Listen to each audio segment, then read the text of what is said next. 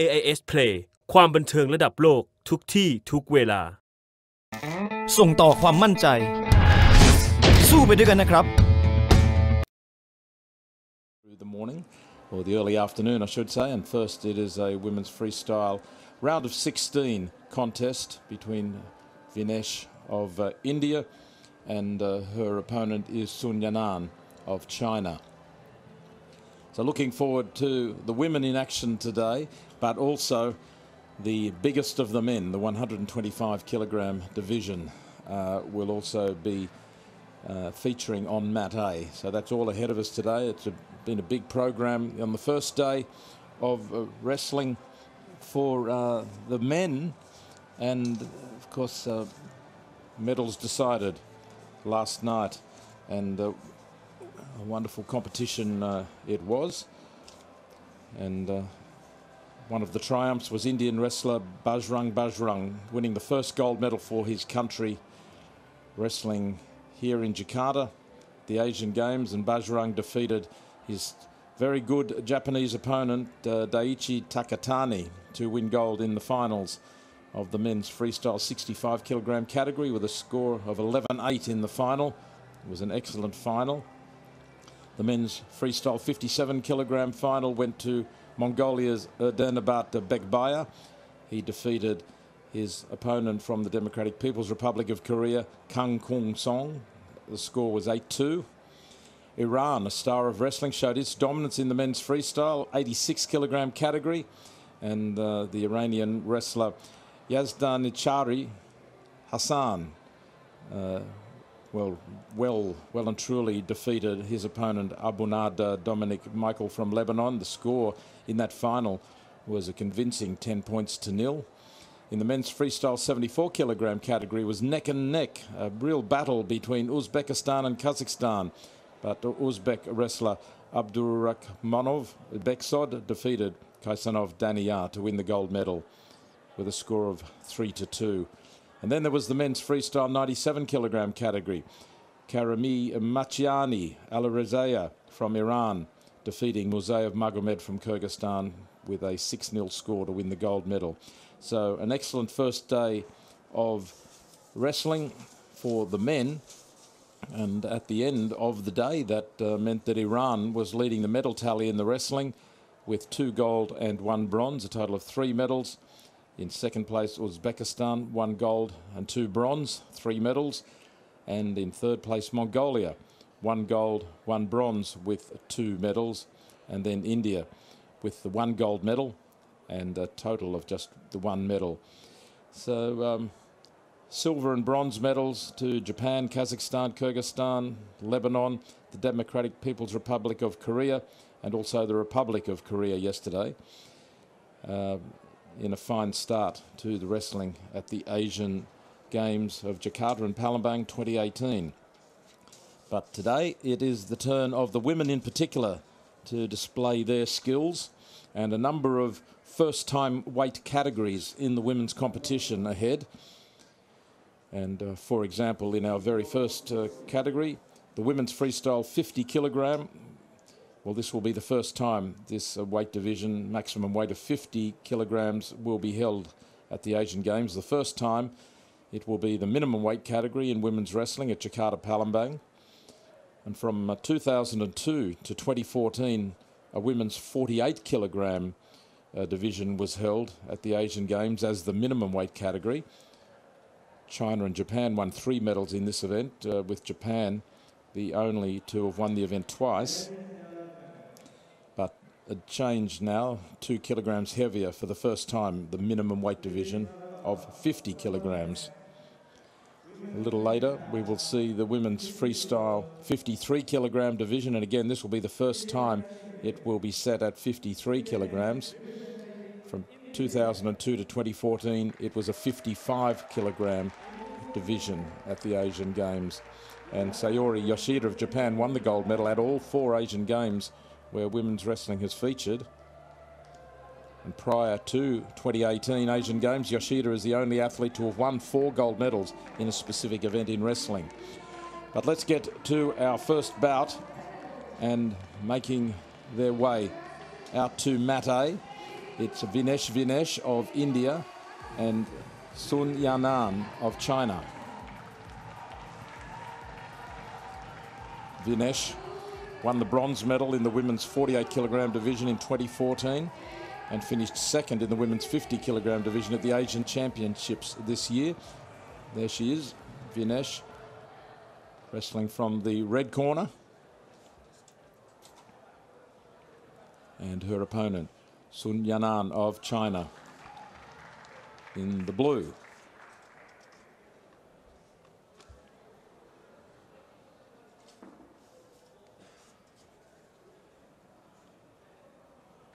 The referee is from Kyrgyzstan.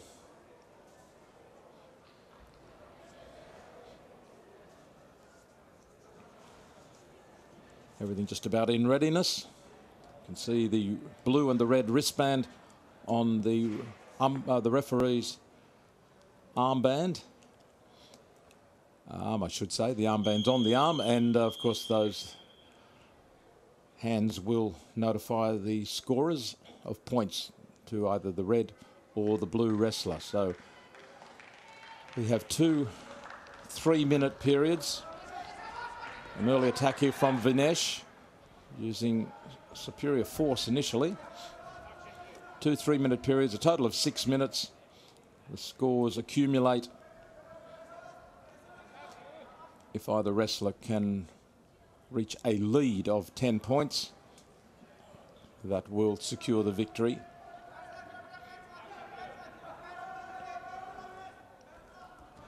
Vinesh, an attack and forcing her opponent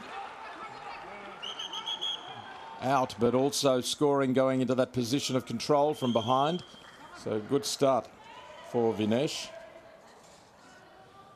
bronze medalist at the Asian Games in 2014 in the 48 kilogram division. Now, has she got an injury here? Looks like it might be a cramp. She's cramped up in the calf already. That is an unusual injury so early. Hopefully that won't set her back, but you would think that would produce some difficulty for her. Vinesh also competed at the Olympic Games in Rio 2016, where she finished 10th. And ready to continue. Vinesh says she's okay. Vinesh also competed at the 27 World Championships, where she came 10th. She's been to 2 World Championships, 10th both times. A warning for both wrestlers to keep the head up. And now work on the ground. Work at the upper body, around the upper body.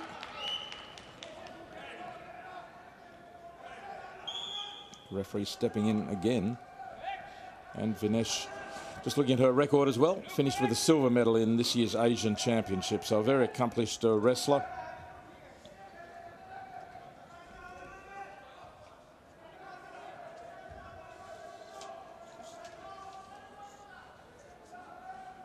And Sun Yanan from the People's Republic of China at the 2014 Asian Games finished second, took the silver medal in the 48 kilogram division. So this matchup comes much earlier than possibly expected by either. Bronze and silver medalists from 4 years ago in the Asian Games, head to head already.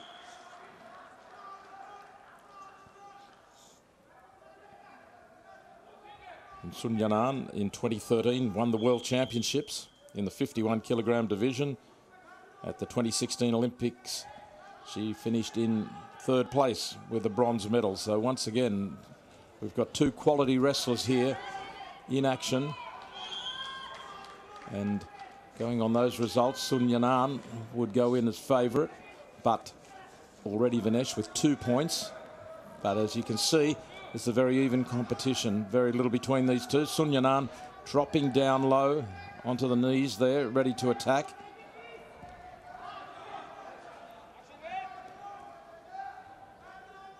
Both hand fighting willingly.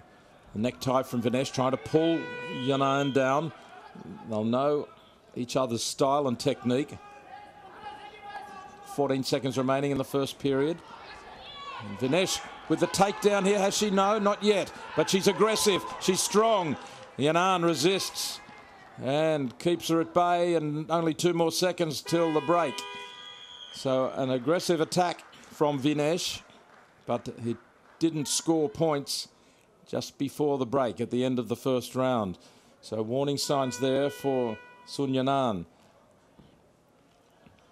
And a couple of good attacks from Vinesh, showing she's been working hard since these two would have met in competition at least.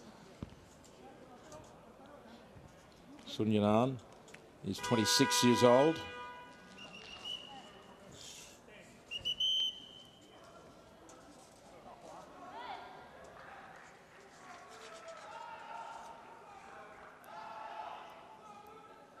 Vinesh is 2 years younger, 24 years of age. So this is a very important round coming up.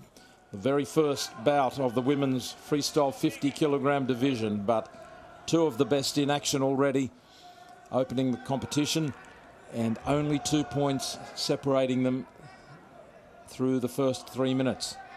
Vinesh in red, mainly orange coloured costume of India, and Sun Yanan of China in the mainly blue and black. Vinesh has been strong enough to pull Sun down on a couple of occasions with the necktie, force behind the neck. Quick move there to counter-attack from Sun, but it's Vinesh who's stronger. Brings her opponent down and scores a total of 4 points. Now locking up the leg, trying to work her opponent over onto the shoulders. Vinesh of India striving for the position of danger. Another 2 points have scored for Vinesh. 8 points to 0. 1 minute 45 to go. But can she affect the pin? Can she move those shoulders right over and get the pin?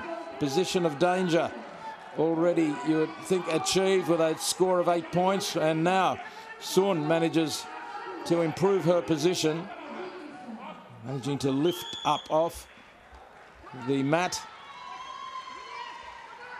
A tremendous attack by Vinesh of India. So now with 1 minute 23 to go, the challenge is ahead for Sun Yanan.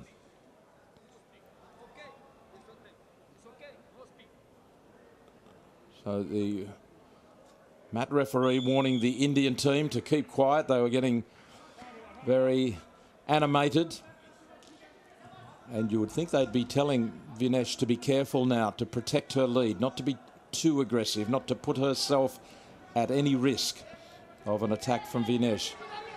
Of attack from Sun, I should say. Sun must be aggressive. She has to quickly score points here. Even a takedown alone will only be worth 2 points. She needs a couple of big throws. 40 seconds remaining. Vinesh with a strong posture. Sun working hard to break her down.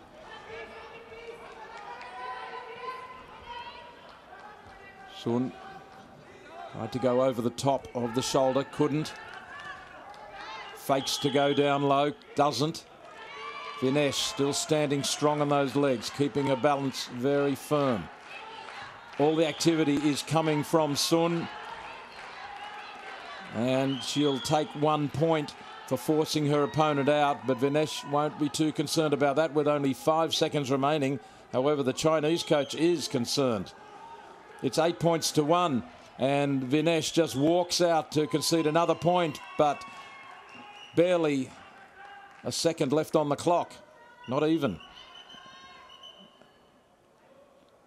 Sun Yanan has to give it everything here one more time, and no score. So a win in the first bout here, which is a round of 16 bout between two very good opponents, quality opponents, world scale, and Vinesh Vinesh of India takes a victory, which could set her sailing towards the medals, and should do. So Sunyanan will have to hope that Vinesh does make the semi-final so that she can come through the repechage and still challenge for a bronze medal. But there it was, that tremendous work earlier in the bout, where the reversal happens there. You can see that Sunyanan was trying to turn her opponent, but instead the strength of Vinesh came to the fore, and a convincing points victory to her.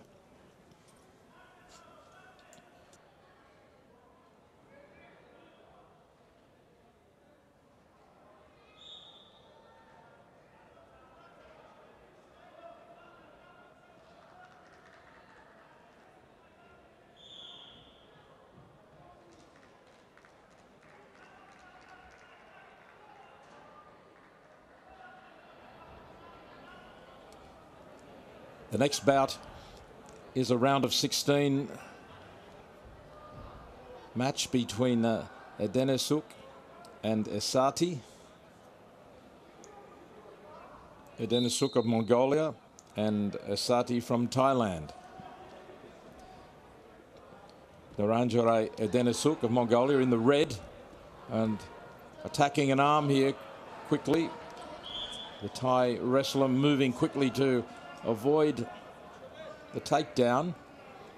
Still, the determined Edenesuk attacks and continues to attack, and points being scored. And now, with the takedown, a position of control from behind for Edenesuk, and takes her opponent over once. She's got the lock, one over the shoulder, one under the left arm, the underhook there, and she's working for another takeover. There it is, 6 points in total. She's going to go again if she can, lifts her opponent up, and will try to roll her one more time, changes the position, and now Esati manages to fight back and take a leg to subdue this attack from the Mongolian wrestler. Manlinka Esati of Thailand in trouble here. Edenesuk strong and aggressive. Claimed a bronze medal in the Asian Championships, but here's a comeback from the Thai wrestler, and she's going for first for the gut wrench. Has a left arm of Edenesuk locked. 2 points for Esati for the takedown, and the position of control. Good work from her. Just as it looked like this might be a one-sided bout, Manlinka Esati comes back. Still trailing by 4, and we've only had 2.5 minutes. Now, Edenesuk tries to work on the leg. She's a busy wrestler. She ties up the legs with one of her legs while working on the upper body. Decides to work on the shoulder and try and turn her over. 2 more points scored. Esati flailing and trying to prevent her being forced down on the shoulders. She gets one shoulder up again. Oh, look at the strength of Edenesuk, and she scores yet again. Position of danger, the shoulders down, and 10 points to 2 on the scoreboard, but the pin affected there by Naranjare Edenesuk, very strong. That was an impressive performance by her, and hard to not see her being among the medals when you can dominate so well. Came 5th in the Asian Games 4 years ago and 13th at the World Championships in 2015, but she looks right on her game here. Esati's best performance was the 2017 Asian Championships, where she finished 8th. So the Mongolian with a very strong performance here to win through to the quarterfinals. Naranjare Edenesuk, very good performance.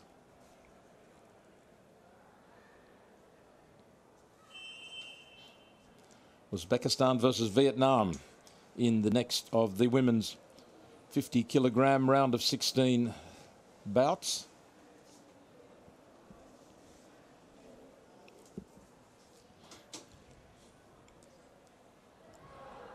Making their way out now.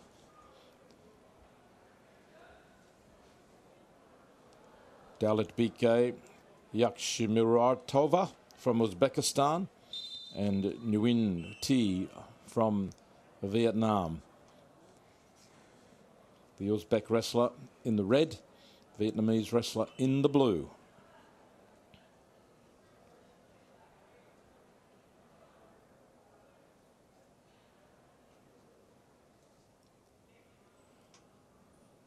The referee from Thailand. And just checking over both wrestlers.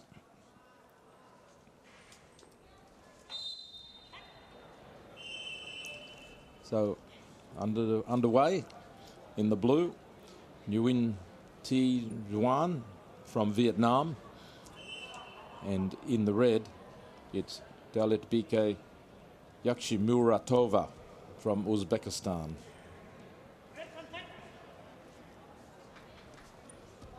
And the Vietnamese attack on the leg, but then to the upper body after the takedown, and very quick moving, trying to get behind, pass behind, but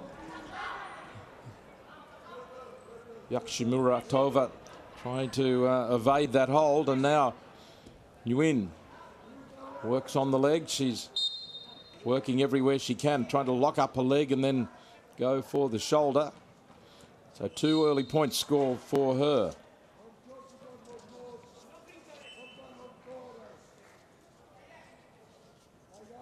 The coaches calling instructions. This is a round of 16 match. And Nguyen was on the mat and then came up strongly.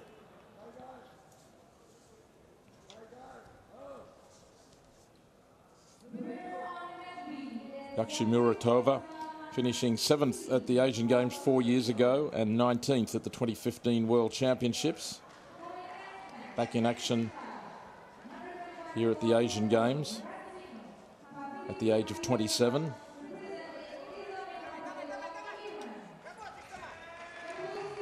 And now her strength starting to come to the fore and making it a bit tougher for Nguyen.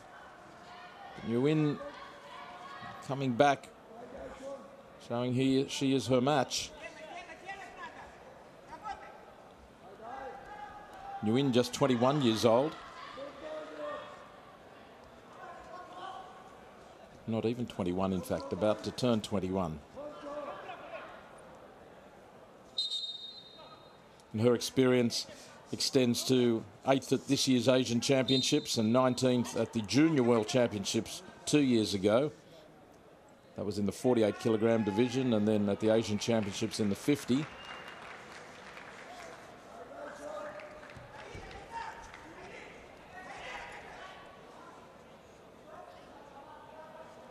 .30 seconds remaining in the first period. Yakshimuratova settling down to her task now, having subdued somewhat the younger wrestler. But the experience of Yakshimuratova would make sure that she didn't panic under the quick attack early on from Nguyen.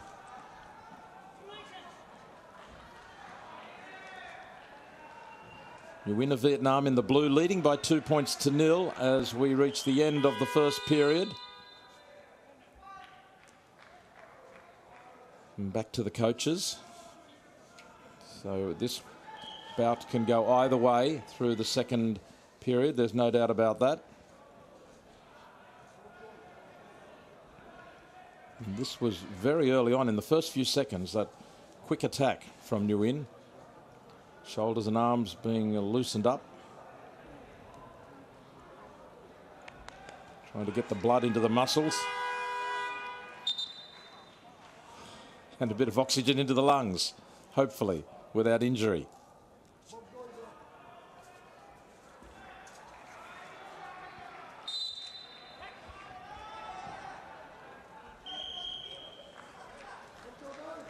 The second round begins. And the first point scorer here will take a strong position in the match. If it is Nguyen, if she can add another 2 points or more, will set her up well for victory. On the other hand, it's vital that Yashuramatova scores points to get back into the contest.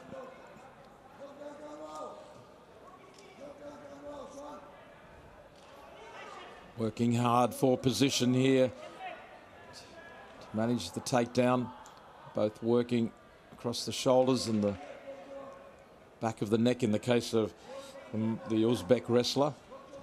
Still has that necktie in place, both hands locked over the neck of Nguyen, trying to pull her down.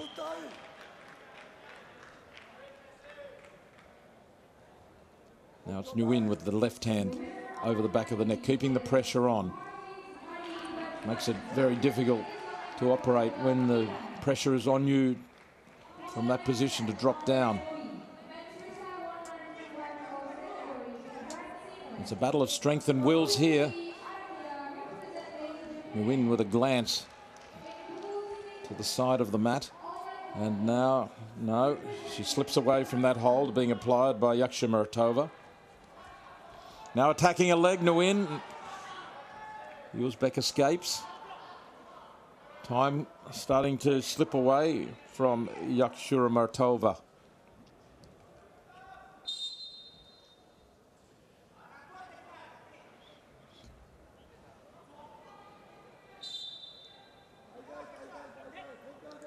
The referee with a warning, so we'll see. Here's an attack onto the leg from Yashuramatova. This could be vital. 2 point score.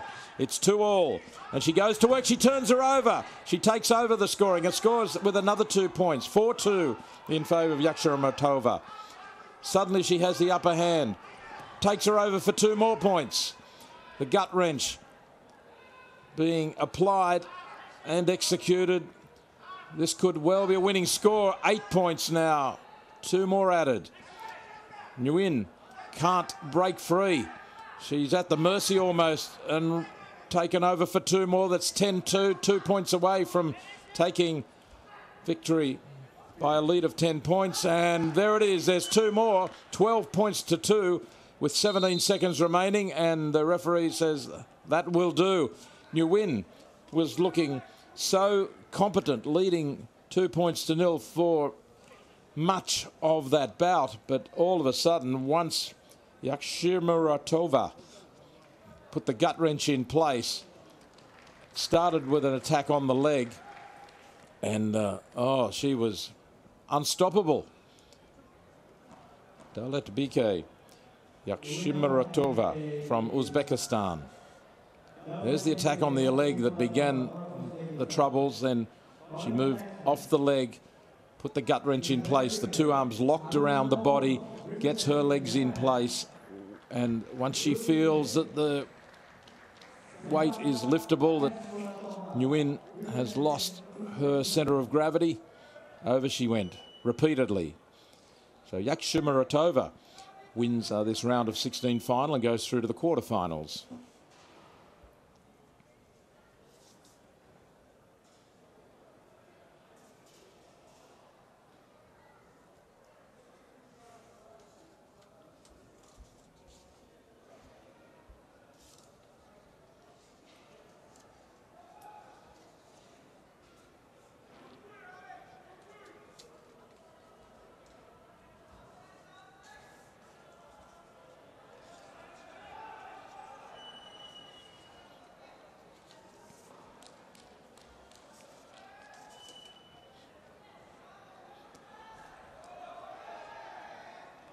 Our next bout moves up a weight division to 53 kilograms maximum, and it is a round of 16 match between Haruna Okuno of Japan, and her opponent is from Uzbekistan, Yashuramatova.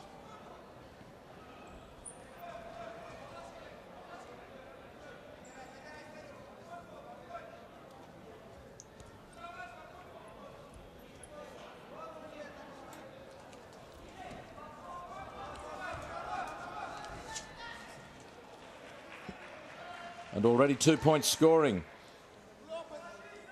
for Okuno. Passing behind in a position of control now. Can she add further points? Her opponent well spread-eagled and difficult to pin down there.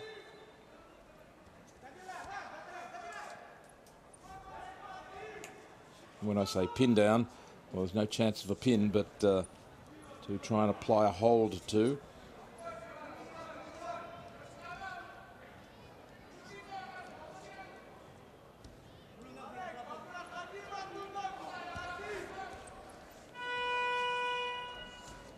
So it's Haruna Okuno in the red, attacking again, and scores more points.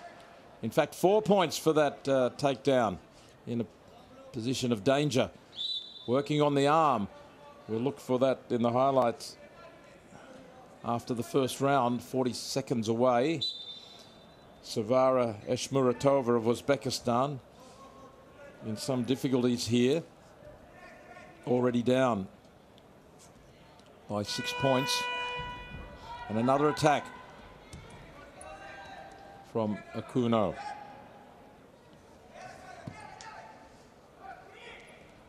Okuno, the reigning world champion in the 55-kilogram division.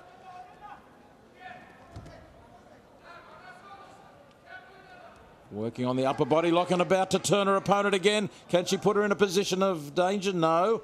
Scores 2 points for passing behind.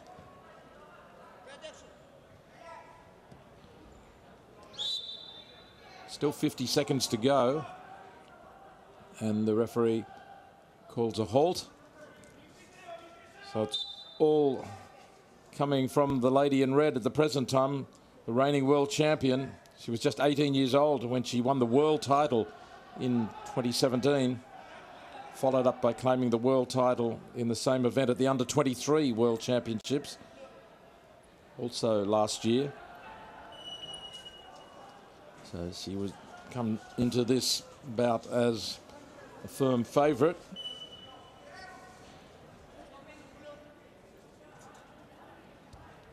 Was wrestling in those Cadet World Championships only 2 years ago, and gold medalist.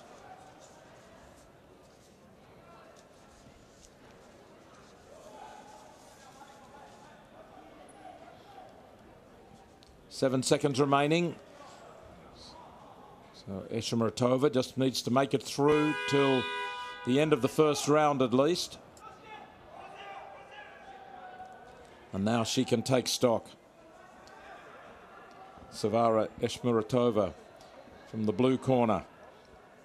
Her best result at World Championships was 15th in 2014. She's now 24 years old. And some of the good work by Okuno. Eshmuratova came 5th at the Asian Championships last year and took a bronze medal at the Asian Indoor and Martial Arts Games. But right at this moment, she's got her hands full against Haruna Okuno.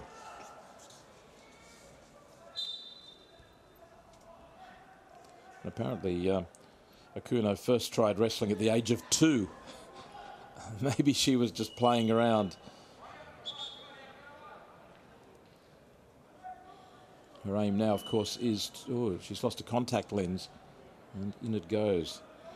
She's, of course, now has the ambition of winning gold at the 2020 Olympic Games in Tokyo in front of her home crowd. That's difficult losing the contact lens, but it seems to have gone in okay. Her younger sister Rina represented Japan in freestyle wrestling and finished on the podium at the World Junior Championships. So change of attack here from Eshmuratova, but she ends up on the defensive, and 2 more points scored by Okuno.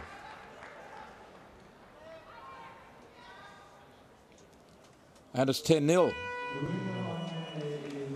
It is 10-0 in the end.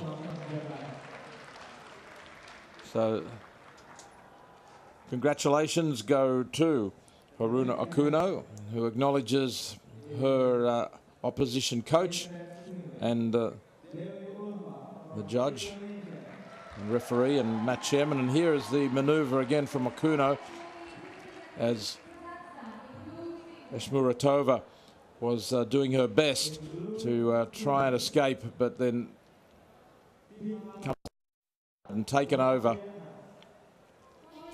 So the takedown affected, and in the end it was judged 10 points all up. So Haruna Akuno is through to the semi-finals, or quarterfinals I should say, for Japan.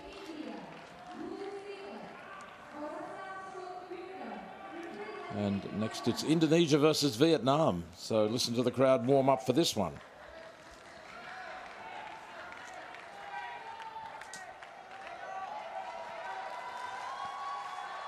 There are the cheers. Hometown Indonesian crowd trying to lift Dwi Ulfa.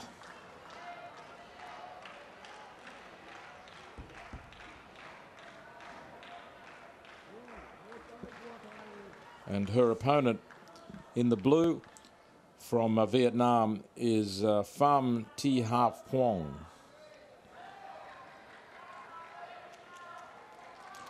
Referee from the Democratic People's Republic of Korea.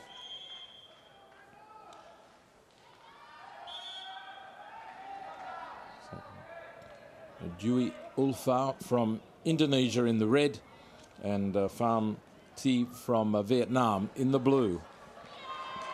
This is a 53 kilogram round of 16 bout.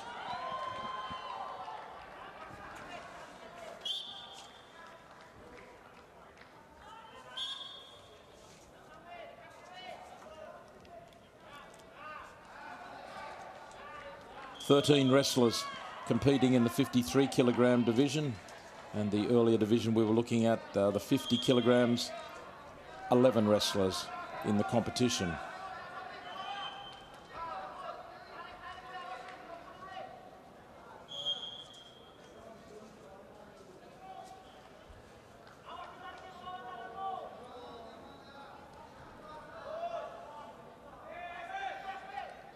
And Dwi Ulfa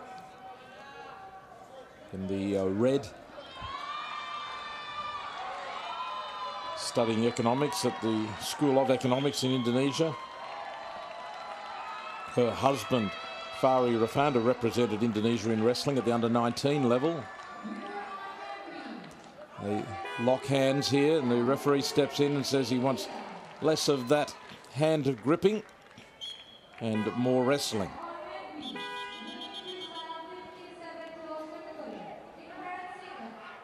Dwi Ulfa in the red, spoken to, given a warning for grabbing the wrist and holding on, and both spoken to now.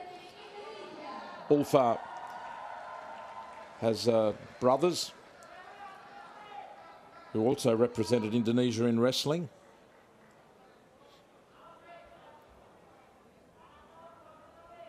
So it's a wrestling family. She works in an office when she's not wrestling.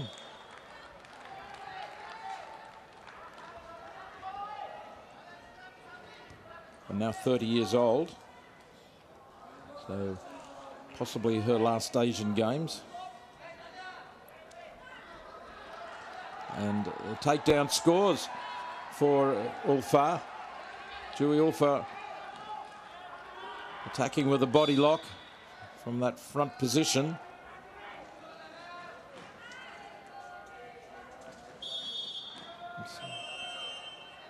And now Ulfa actually ruled to have been too passive, and she must be more aggressive during this 30-second period, or a point will score to Pham of Vietnam in blue.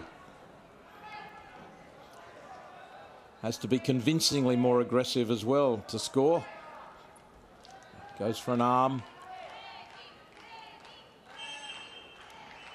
And the 30 seconds has elapsed, so it's 1 point awarded to Pham.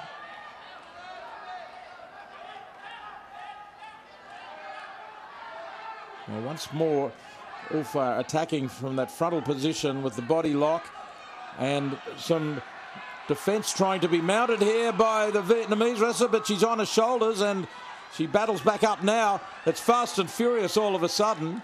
Just 2 points scoring for Dewey Ulfa there. So there were...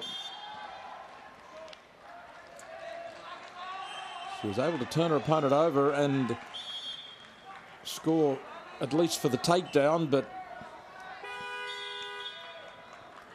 And 3 minutes is up. 3 minutes is up and Dewey Ulfa goes back to her corner, the red corner, slapping her face and trying to get the crowd up behind her. It looked, she was in a strong position here. She lifts her opponent over onto the one shoulder, 3 points of contact, but Pham was able to quickly move away from further damage and a bigger score.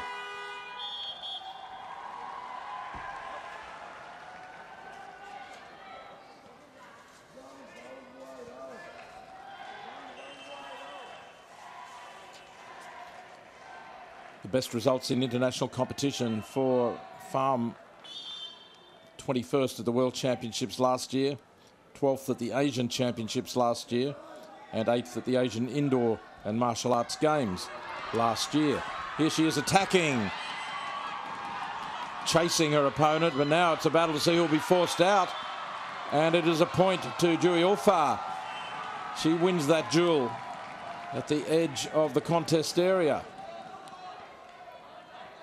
3 points to 1 in favour of the Indonesian in the red, much to the crowd's delight. But this bout is far from finished.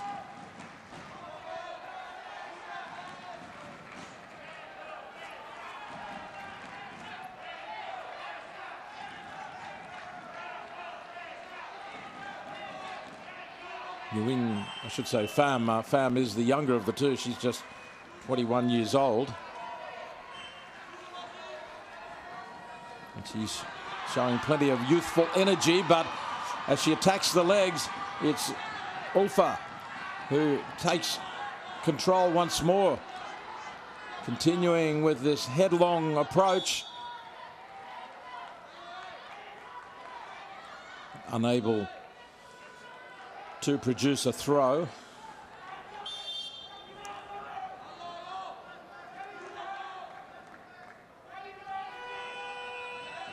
(3-1) to the wrestler in red from Indonesia.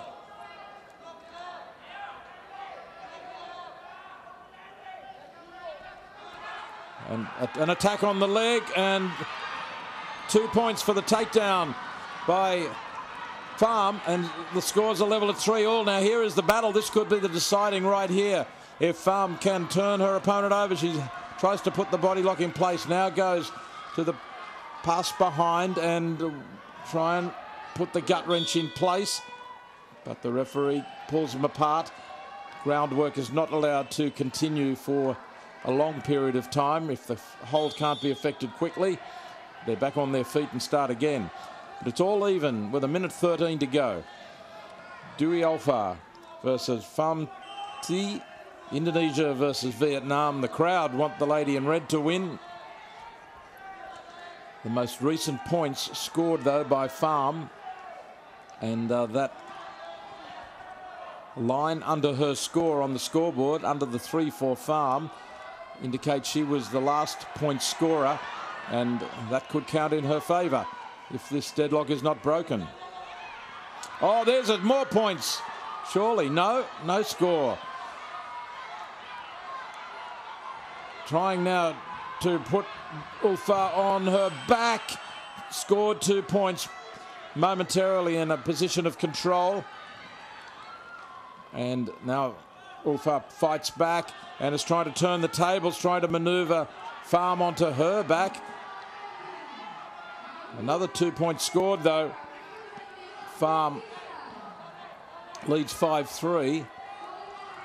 And still this bout into the last seconds. Points could still count right till the end here. No. Dewey Ulfa, who led for so long in the bout until the final minute. Oh, there is 0.3 of a second remaining. But that will just disappear. So it's a win, 5 points to 3 for Pham Thi of Vietnam over Dewey Ulfa of Indonesia, much to the crowd's disappointment. The arm raised of the lady in blue, the winner, who came from behind on points when it mattered. Was down 3-1, levelled at 3-all, and then went ahead 5-3 in the second period. And she will go through to the quarterfinals now. And this was the earlier attack from Ulfa, the leg attack from Pham. Separate to that, it's Pham lifting up and over and suddenly put Ulfa in the position of control. So Pham wins on points and goes through to the quarterfinals.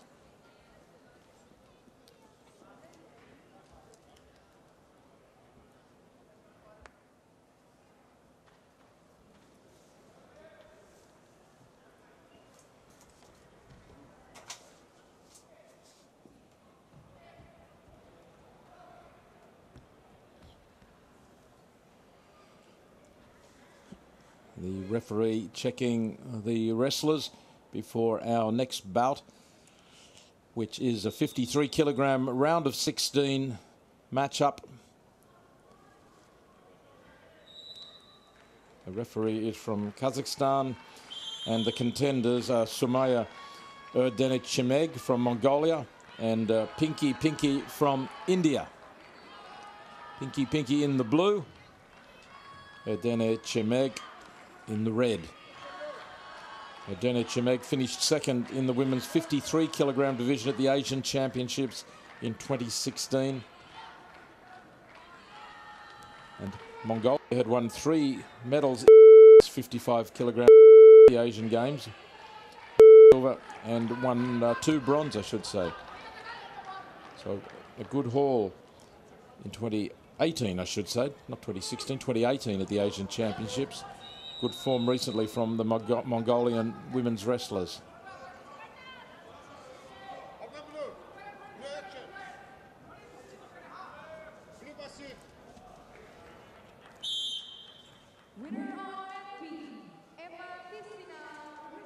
The referee speaks to Pinky, gives her a warning, wants more action from her. Pinky, 26 years old, finished 5th at the Asian Championships this year and competed in the under-23 World Championships last year at the age of 15.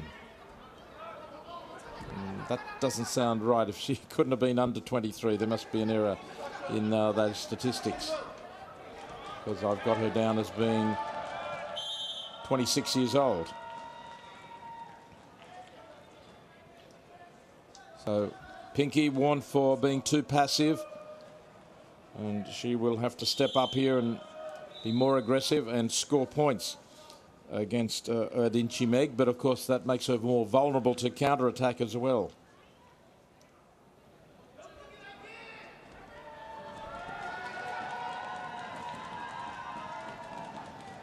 Midway through the 30-second count.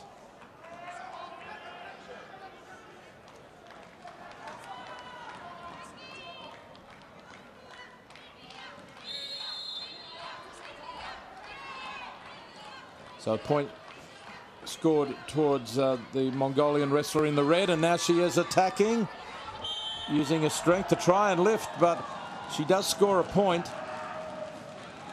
Not as convincingly as it appeared initially.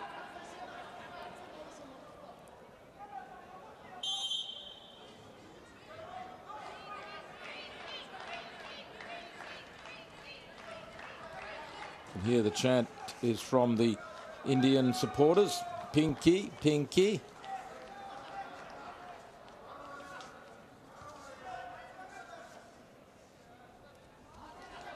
And once again the strength on display, and Pinky tries to turn Erdenechimeg, but can't do it and is forced out and concedes more points. one more point.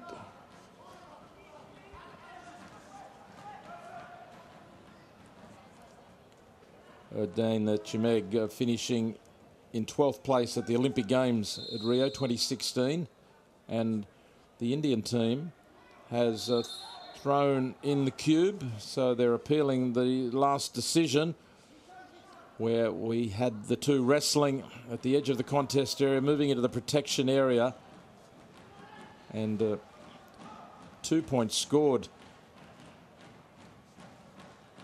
for not only forcing her opponent out, but forcing her down as well, taking her down, and the challenge being requested by India to confirm that decision. I'm still waiting for that challenge to be viewed.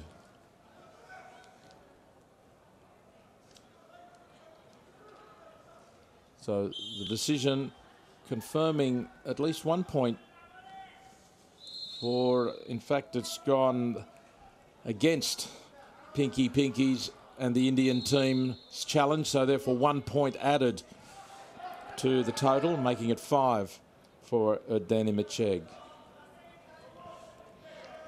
She already was leading 4 points to nil. It was ruled to have scored 2 points on that takedown on the edge of the protection area. And that is the end of the first period. So a strong performance from Soumya Chimeg. On a number of occasions, she had very good body position and just showed driving with those legs. She generates a lot of strength through the legs, a lot of power.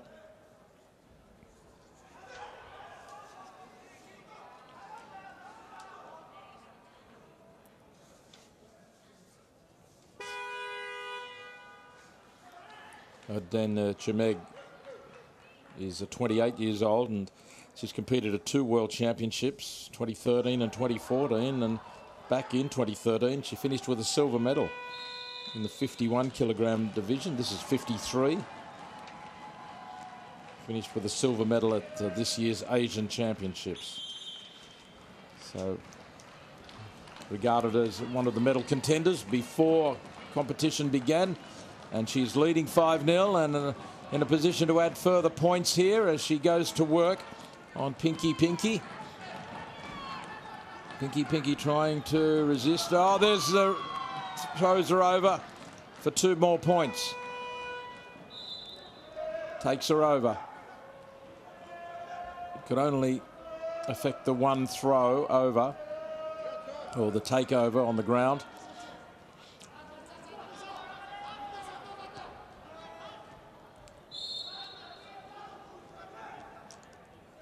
Pinky from India in trouble in the blue, trailing by 7 points, just over 2 minutes to go.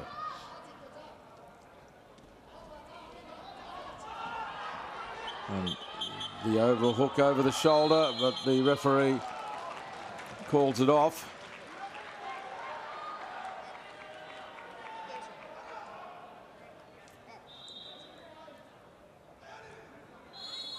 A further point scored. But I think this is a penalty point against Pinky. Might have been an indication there that she pulled the hair. There was some sort of foul conduct and ruled a point penalty against Pinky. Pinky attacking the left arm, but the strength of Dan Chimeg comes to the fore one more time and scoring 1 more point. So with just under 2 minutes to go, the Mongolian wrestler in the red has a good opportunity to take a 10-point lead here. If she can just force her opponent out, she will lead by 10 points, and that will secure a victory in this round of 16 contest. She doesn't have to take too many risks, and why would you, leading 9 points to nil?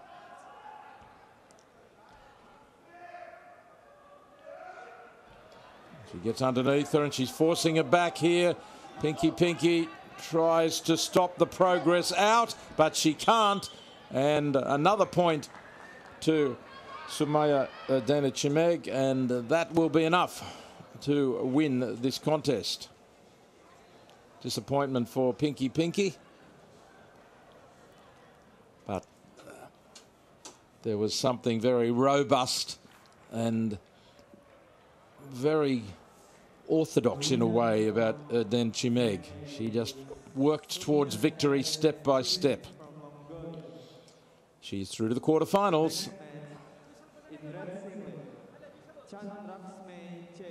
From Cambodia. In blue singlet, Jantima Piraksa from Thailand.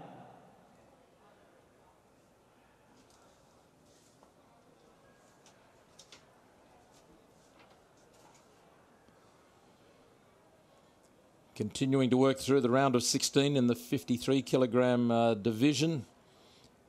Din Chimeg through to the semi-finals. And now it is Cambodia versus Thailand, Che versus Virangsanga.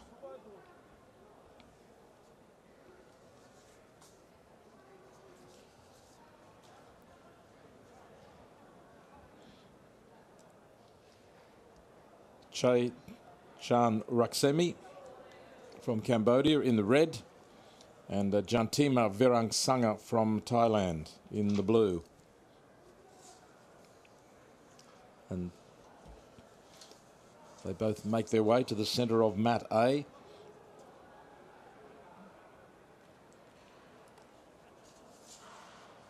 The referee from Tajikistan. And ready to go. Che in the red, 28 years of age. Just had a birthday the last couple of days. And this year finished 9th at the Asian Championships. And her opponent, Che from, in fact, sorry, that was the information for Virangsanga. And Virangsanga in the blue here, fighting on a leg and takes her opponent down to score 2 points and continues the attack rapidly, passes behind, rolls her over and continuing to work. One arm around the right shoulder, another arm working on the legs.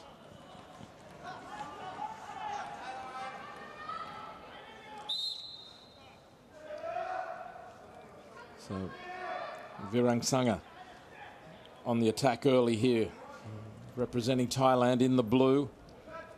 As I said, she came 9th at the Asian Championships this year. And Che, who is struggling here now with Virangsanga on the attack again, and now has scored 6 points. Che's best results 3rd at the 2013 SEA Games. She is now 30, fixing up the knee guard. We've got 6 points scored already by Virangsanga from Thailand in the blue. She's fit, she's moving quickly.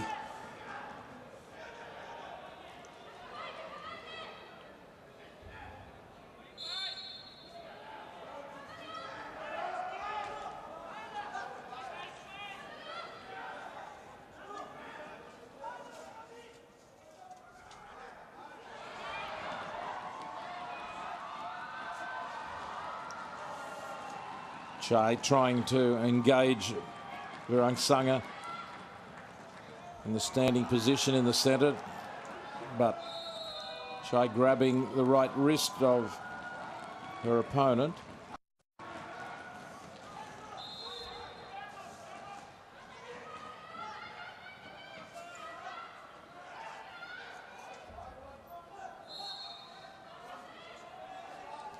.50 seconds remaining in this first period, and it's down to fighting for a grip.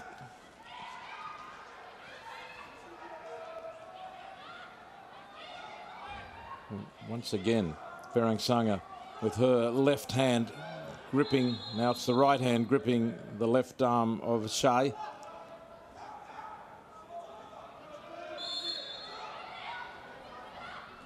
And the leg attack by Virangsanga caught Che napping scores 2 points for the takedown. Or Shea has scored a couple of points herself here.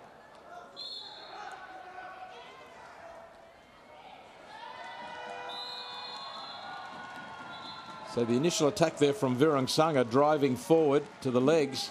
Not long left in this first period.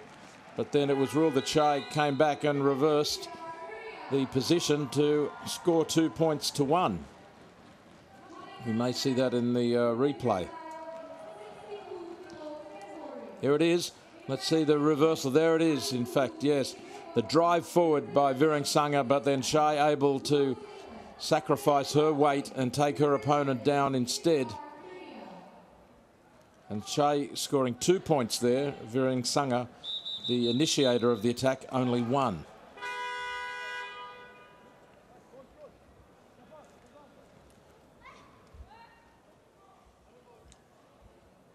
So a little bit of experience shown by Chai-Chan Raksmi for Cambodia there, and she gets back into the contest with 2 points, trailing 7-2, but taking momentum into the second period here.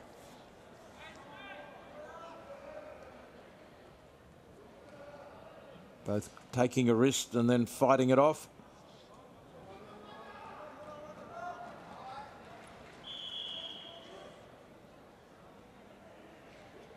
Virangsanga has been a quick mover and shown plenty of energy and determination, but you have the feeling that Shea, a little more experience, might be just wily enough to conjure up another 5 points and level this score. We'll see as they still stand at the centre, and the referee might demand more action soon. They break apart, shaking out the wrists. Virangsanga gets the blood going through those wrists again. Shea comes forward, holding the upper arm, Shea, with her right hand, but there's plenty of work on the wrists from Virangsanga as well, and normally that wouldn't be allowed to go on too long.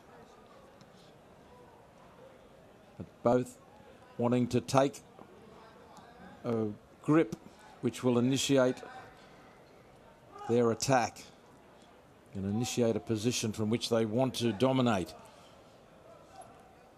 Less than 90 seconds to go, though, and from Shea's point of view here, the Cambodian in the red, she must start scoring.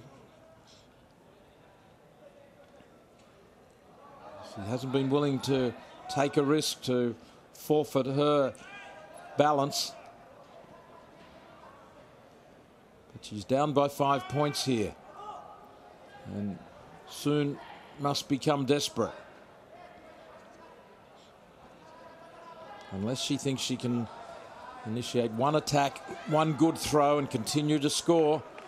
48 seconds remaining. It's Jantima Virangsanga from Thailand who is leading here and in a position to be calm about the way the match is progressing. The referee warns them both they're being too passive, and now the judge is becoming involved.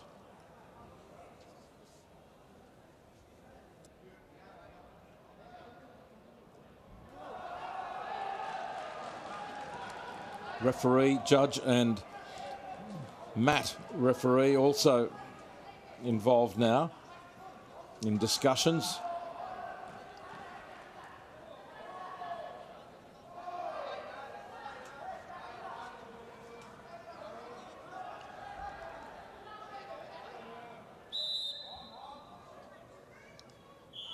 So this round of 16 bout continues. Only 40 seconds remaining now. It's Jantima Virangsanga of Thailand in the blue, leading 7 points to 2.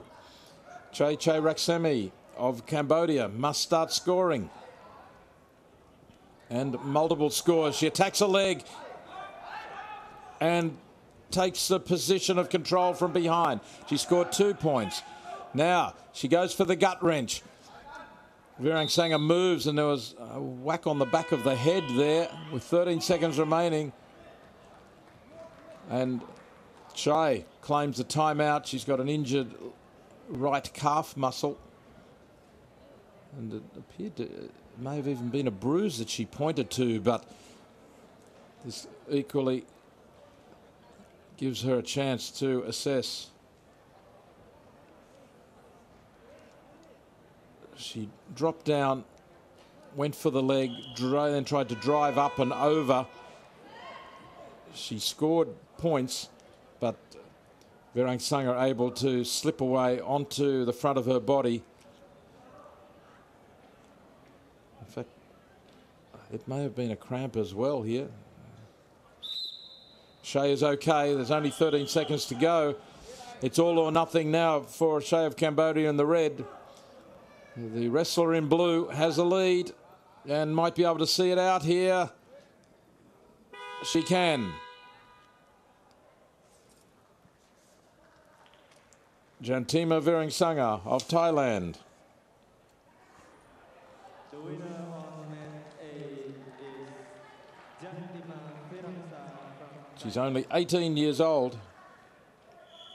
Virangsanga, the next match. born in the year 2000, so 3 kilos the young wrestler comes through and goes through to the quarterfinals. This is where she attacked early, but then the attack was reversed by Shea, who scored 2 points to 1.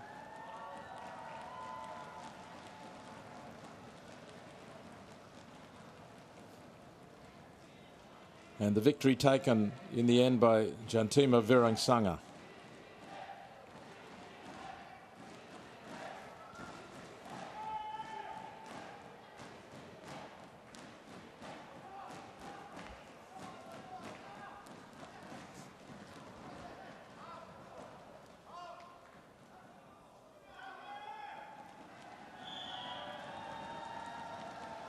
Continuing in the 53 kilogram division, our next round of 16 bouts, featuring Zuldiz Eshimova of Kazakhstan and Lee Shin-hai of the Republic of Korea. Eshimova in the red, Lee in the blue.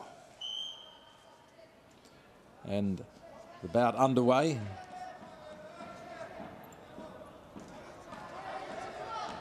Lee in the blue, finishing 11th at the 2014 World Championships, 16th at the 2017 World Championships, and 5th at the Asian Championships last year, 8th at this year's Asian Championships. Lee, 26 years old. Her older brother is a professional boxer, Lee Yongbom, and her husband is a freestyle wrestler at the international level, Gong Yongmin.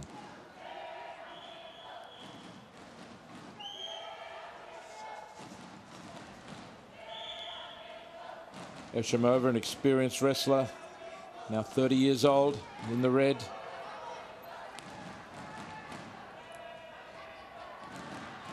Competed at the 2006 and 2010 Asian Games, finishing 7th on both occasions. Not in 2014, however, but did finish 5th at the Olympic Games 2 years ago in Rio. So, in form at her second Olympic Games. Passivity against Lee. She'll face the 32nd test. If you look at Eshimova's record, she's been to 10 World Championships. Her best results were in 2008 and 2011, where she finished with a silver and a bronze. Made harder work of it in more recent years.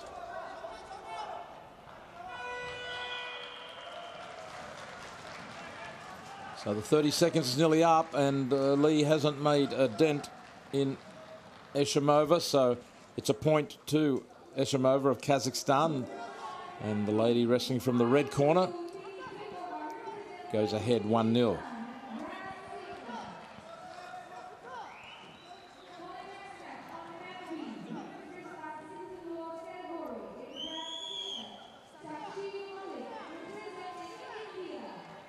Now another warning to Lee.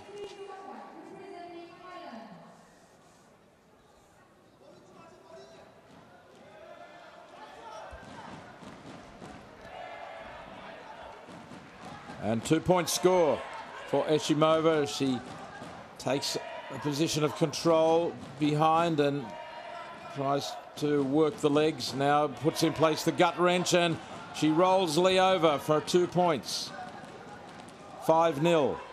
She's going to try again with 14 seconds left in the first period. Lee hangs on. Managed to spread eagle the limbs and prevent another turn long enough for the referee to say that's enough.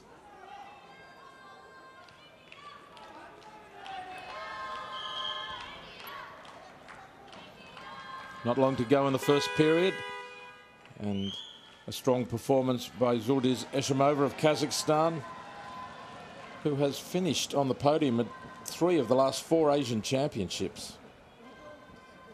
So second in 2017, third in 2015, and also in 2018. There's a manoeuvre where she passes behind, takes control, and then the gut wrench in place, locked around the body, and turns her opponent over to add 2 more points. Eshimova also finished second at the Asian Indoor and Martial Arts Games last year. Before 2018, Kazakhstan had won 6 medals in women's wrestling at the Asian Games. The only event in which it had won multiple medals was the women's 55-kilogram division, 1 silver medal and 1 bronze. So Kazakhstan, with their hopes high that Eshimova can add to that tally in 2018 at the Asian Games.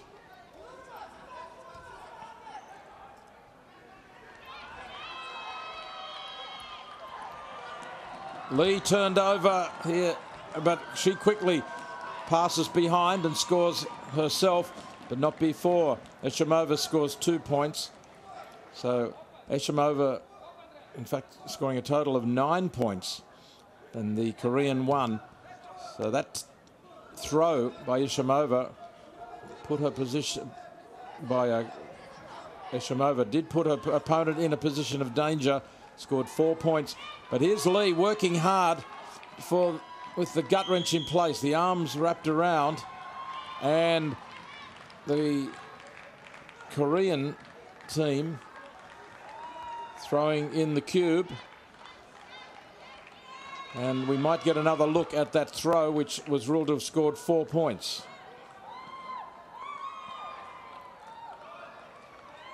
Here's Lee on the ground, working for the gut wrench, but I don't think there was anything to see there. So the challenge requested. Both teams have one challenge. Challenge from the Republic of Korea. Meantime, some coaching going on. They haven't given up that Lee can still win this. They certainly don't want all of those points scored. It's a shame that we can't see the video replay. Maybe we will now. So let's see this attack from Eshimova. She lifts her opponent up and over. Is there a position of danger there or just a position of control? Was the back at less than 90 degrees to the mat? It's got to be less than 90 degrees the angle for a position of danger, with the points of contact as well, 2 feet and the shoulder. And it's ruled 4 points for Eshimova and 2 for the continued attack by Lee. So an extra point awarded to Lee, where she was able to pass behind on the counter attack and apply the hold. But so from that point of view, the challenge was successful, but nevertheless the 4 points did score in favour of Eshimova, and she leads 9 points to 2. And there's a minute 40 remaining. So Eshimova still in control of this bout. But Lee has shown on a couple of occasions that she can trouble her opponent.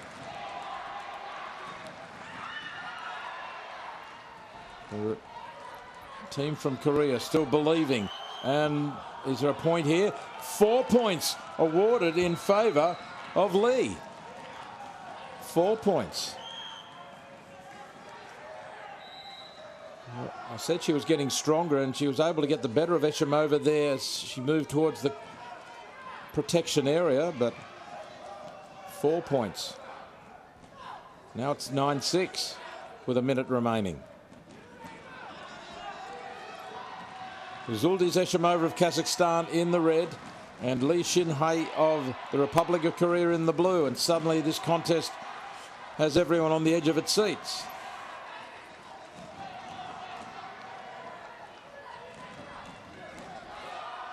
Lee had a leg momentarily there, and you notice Eshimova just holding the knee guard for a moment. Could be a weakness there. Just under 30 seconds, a quick reversal here from Eshimova. The initial attack was from Lee. Eshimova moved around behind. She's got 11 points now. Passing behind, has the gut wrench. The hands are locked in place. Can she lift the weight of Lee? Turn her over? No.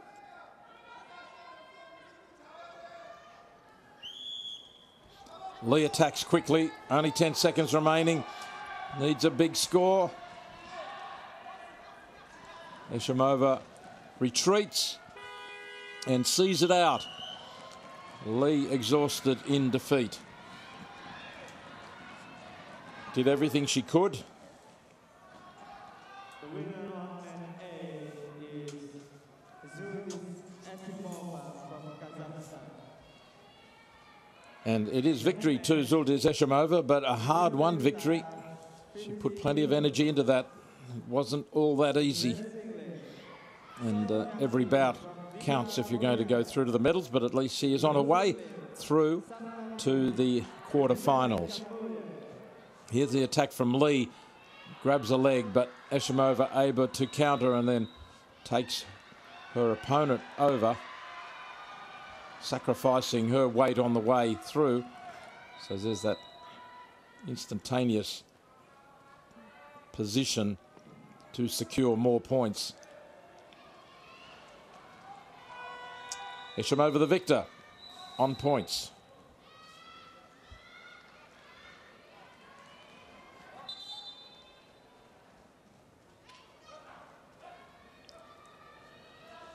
And now we move back to the 50-kilogram division, and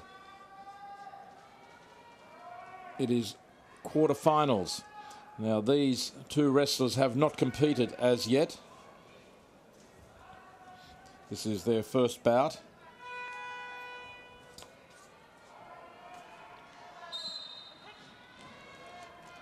So the draw favouring Kim Song-hyang of the Democratic People's Republic of Korea and Dit Sam-nang of Cambodia. Of the 11 wrestlers, they went straight through to the quarterfinal, and fast-moving attack from both here. Initially, it's a point. Finally, it's a point to Kim. Kim scores 1 point. And as they wrestle their way off the mat into the protection area, 2 points scoring for Kim Song-hyang of the Democratic People's Republic of Korea.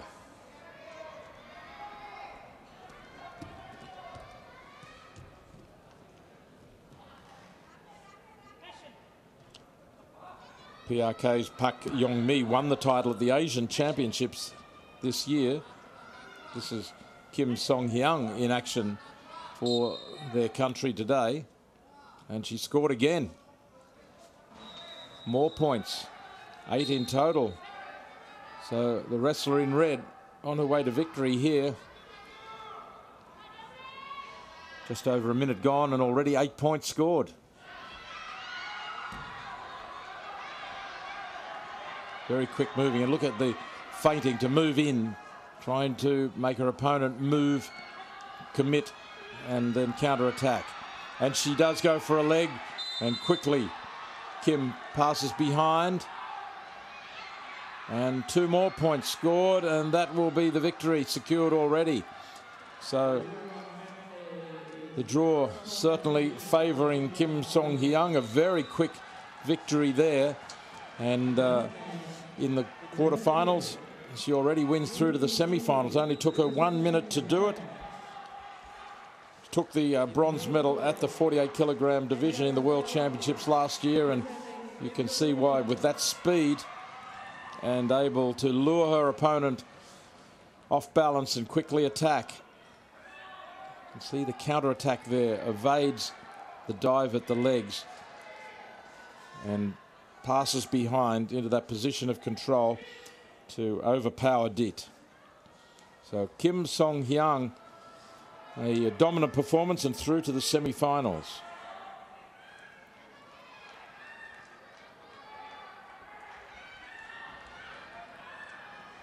We have another 50 kilogram semi-final about to take place.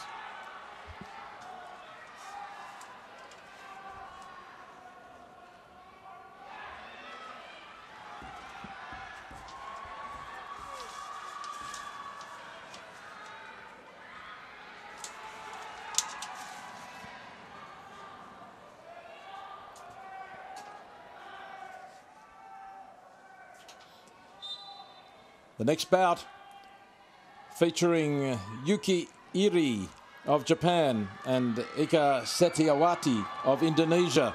And already 2 points scored for Iri. She wants this over quickly. Takes the legs, laces them up. Setiawati resisting. And now Iri moves to the upper body, and momentarily Setiawati almost able to counter-attack, but couldn't produce any techniques. 4-0 in favour of Yuki Iri.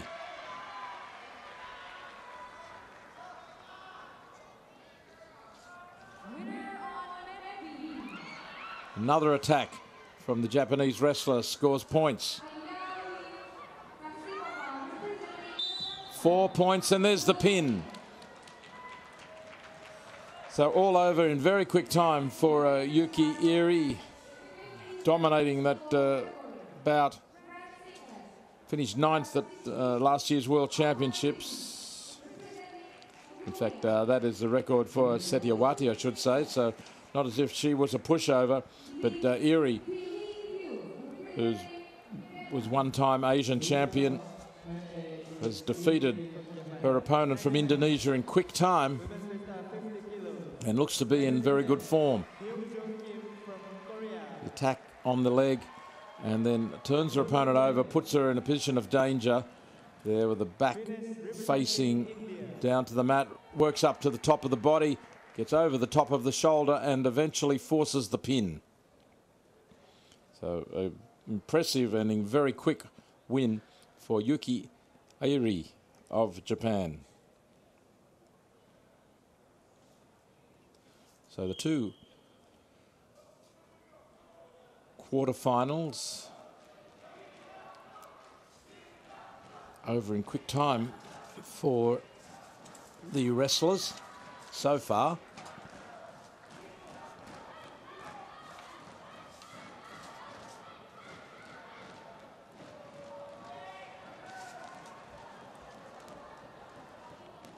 And now the next quarterfinal.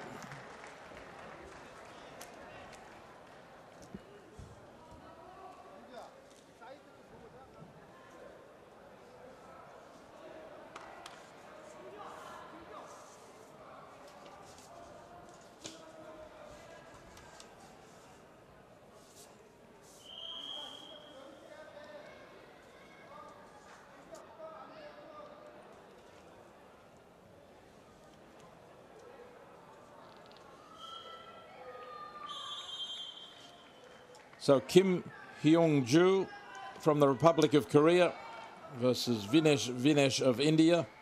Vinesh already winning one bout earlier.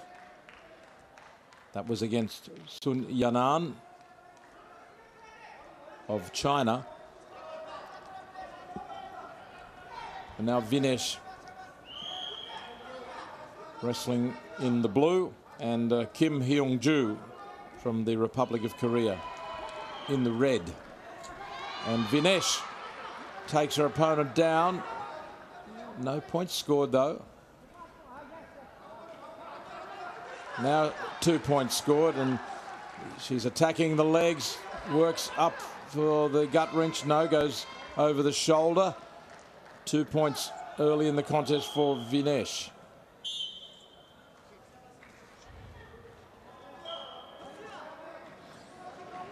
Kim Hyung-ju from the Republic of Korea, competing at her third Asian Games, took a silver medal in 2006, a bronze medal in 2010, but not in 2014. And at the Olympic Games, finished 8th in 2008 and 13th in 2012. Now aged 34 and having another fling in the wrestling at the Asian Games. The lady in red wants to make this count.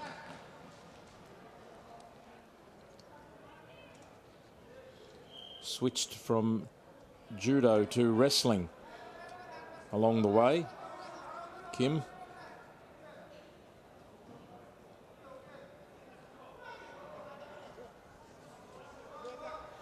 Bouncing around. And the attack from Vinesh on the leg. Kim tries to resist. Vinesh continues the attack. Didn't score. This time she will score as she basically tackles the legs and forces her out and takes 2 points.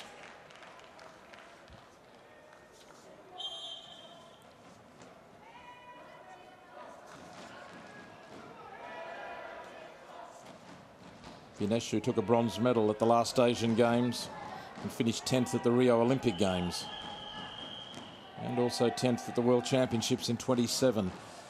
So she's showing signs here that she's very much a medal contender again at the 2018 Asian Games. We're in Jakarta. We're in the Jakarta Convention Centre in the Assembly Hall. It's normally a ballroom, but it's a wrestling venue at the present time.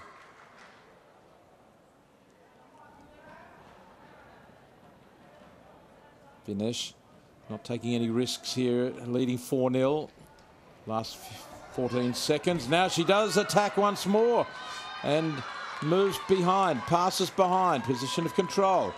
Tries to work on the legs. Can't bring them together. Once the defensive wrestler spreads the weight, spreads the four limbs, it's much harder to bring the limbs together and to turn them over.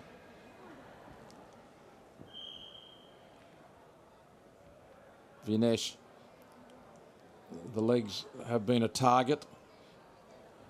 The legs of Kim Hyung-ju from Korea.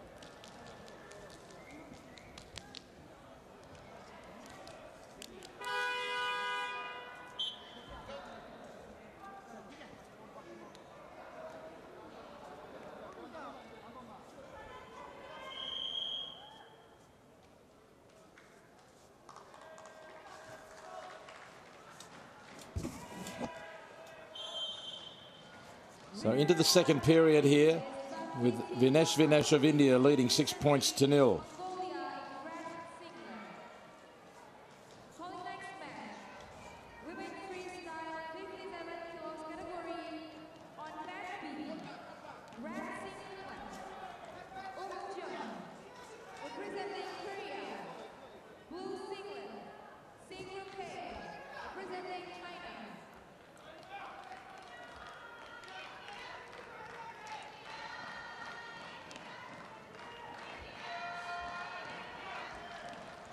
Vinesh trying to follow in the footsteps of Gitika Jakar, who was the one wrestler prior to 2018 who, representing India, had won multiple medals in women's wrestling.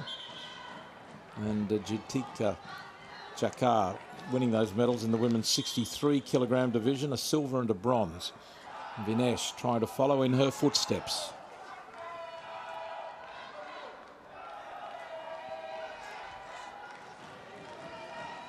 both wrestlers trying to trick the other into thinking they are dropping down, or possibly dropping down and then feeling that the reaction from their opponent is too quick, that they can't attack from that position. Lee in particular can see feinting to drop down, and on this occasion Lee does take the upper body lock, but can she hold on to it? Can she score from it? She takes it down, and there's a couple of points scored here, but they're scored by Vinesh, and Vinesh takes a 10-0 lead. It's all over, but the Korean team has thrown in the red cube, so they are challenging, and this initial attack, this is some of the action, but in the challenge it was initially an attack from Kim that looked effective, but then points scored for Vinesh to take her to 10. So will in fact the match chairman, referee and judge, will they confirm the score of those points?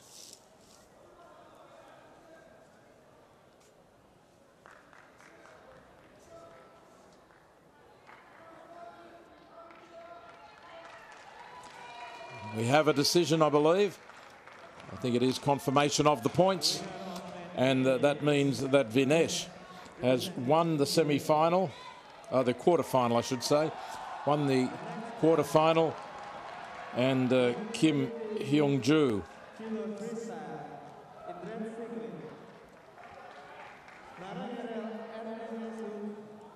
representing Mongolia in blue singlet.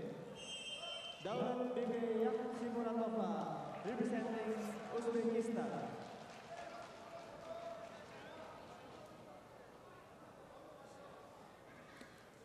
So the winner was Vinesh of India, and she is through to the semi-finals now.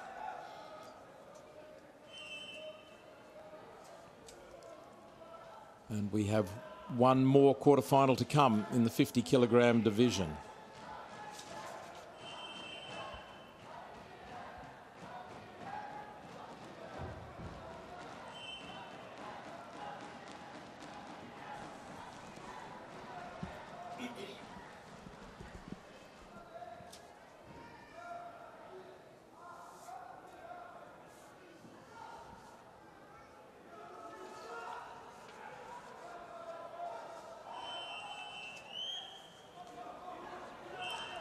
Mongolia versus Uzbekistan.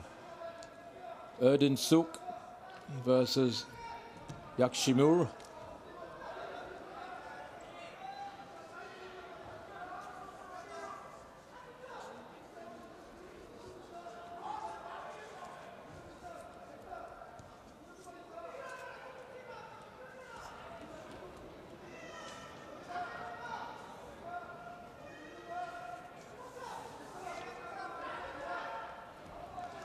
And the attack by the Mongolian to the legs, to no effect.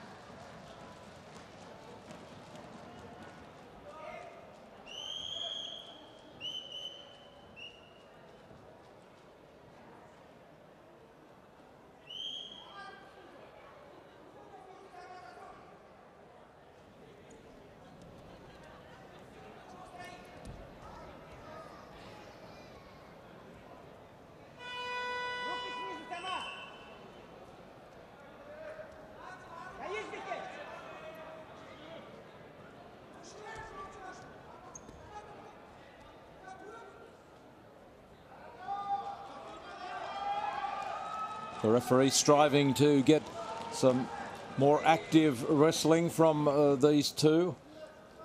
Naranjaro Erdinsuk from Mongolia in the red, and Daulatbek Yakshimuratova of Uzbekistan in the blue.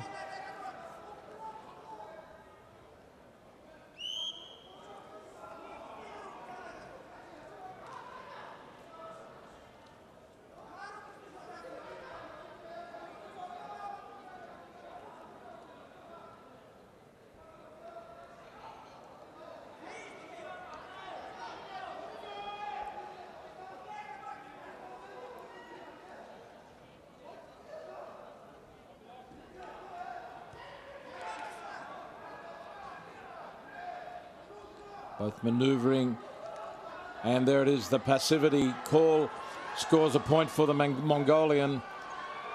Yakshu Muratova not active enough and not scoring during that 30-second period. But that is the only score we have so far. And now Erdin Suk told to make sure she holds up her end here.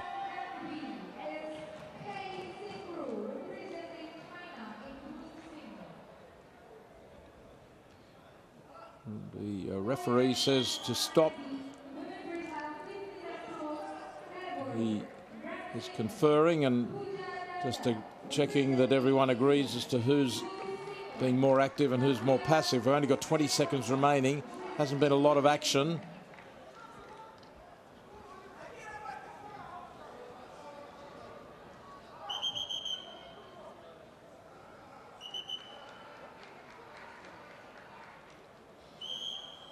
Erdin Suk told not to continue with that technique.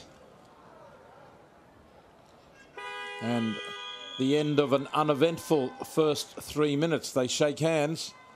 Just the 1 point scored in favour of Naranjarel Erdin Suk because Dalitbek Yashimuratova considered to be too passive and then conceding the point during the 30-second period. One early attack there, but didn't score points.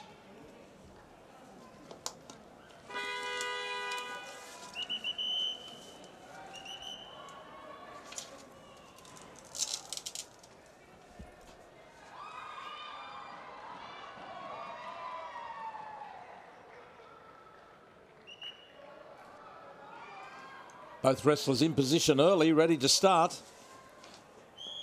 And finally, the referee blows the whistle to begin. So you can expect an increase in intensity, and you certainly can. That is a fall. Or 4 points at least. 4 points scored, putting her opponent in a position of danger. Getting a bit excited. This is freestyle wrestling, not Greco-Roman. A grand amplitude throw would have ended things, but that was a high-scoring move worth 6 points in the end. The huge lift and throw on a standing position, scoring 4 points in itself to put her opponent in a position of danger on the shoulders. And a comeback here, though. Yashimuratova and trying to pin the shoulders of Erdin Suk, who's leading 7-4, but she's in great deal of difficulty. She needs to hold her down for a pause, and there it is. It's indicated that that is the fall. Erdin Suk disputes that decision. Erdin Suk, I don't know whether we will see a challenge from the Mongolian team. They have thrown in the cube, but there's no disputing it. The match chairman and referee, well, that was amazing. We saw such a quiet contest for the first 3 minutes, and then it was action-packed in the second period. It came alive in a huge way. Yashimuratova, who had fallen behind on points and looked on her way to defeats, came back from behind. There it is, the huge throw, the lift and throw into a position of danger, scored 4 points. But then, all of a sudden, the counter-attack here from Yashimuratova, and suddenly Erdin Suk, almost unbelievably to her, I think, found herself on her back and pinned for the fall. So Yashimuratova with a more than come from behind win in that quarter-final.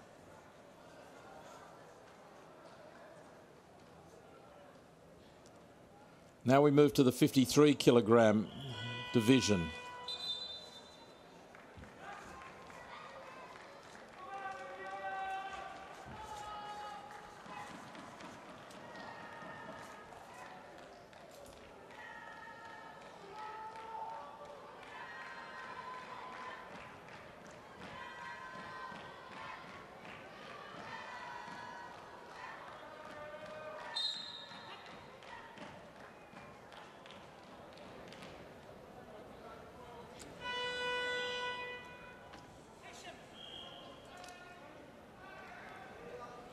So this 53-kilogram bout, a quarter-final between Chiu Sin-ju and Pak Yong-mi, Chinese Taipei versus the Democratic People's Republic of Korea.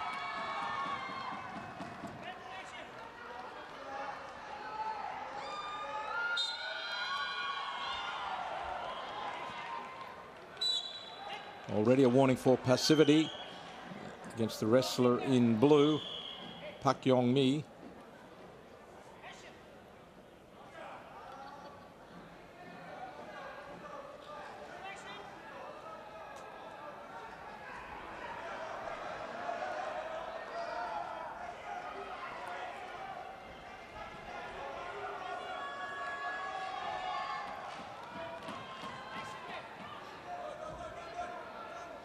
Pak Yong-mi dropping down to her knees as they wrestled at the neck.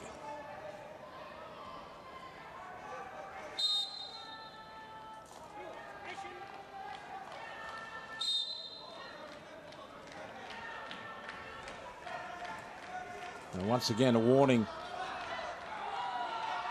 from the referee, and now Pak Yong-mi trying to reach between the legs and to get the position of strength where she can lift her opponent over. It's a battle of wills between the two of them.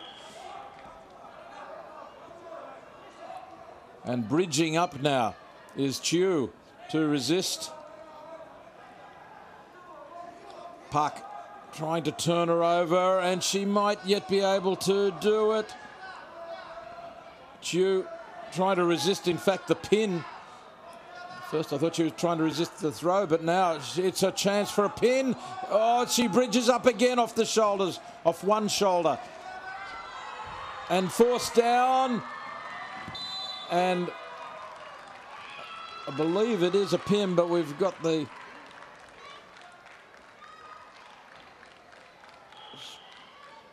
question over whether or not this decision will stand.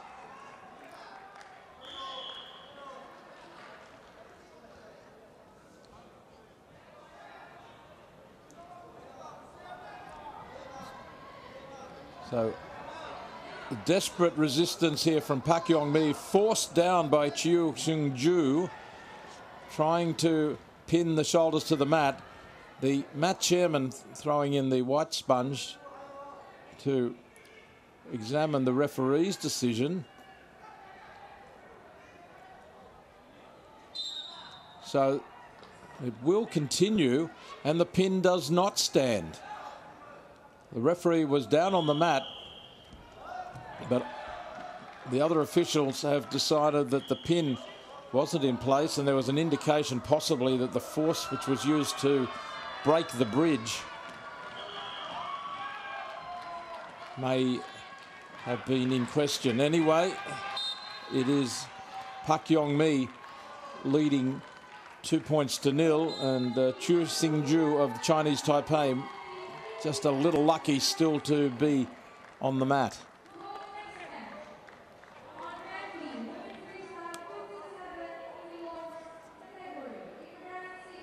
Extreme level of resistance would have taken a bit out of Chiu as well.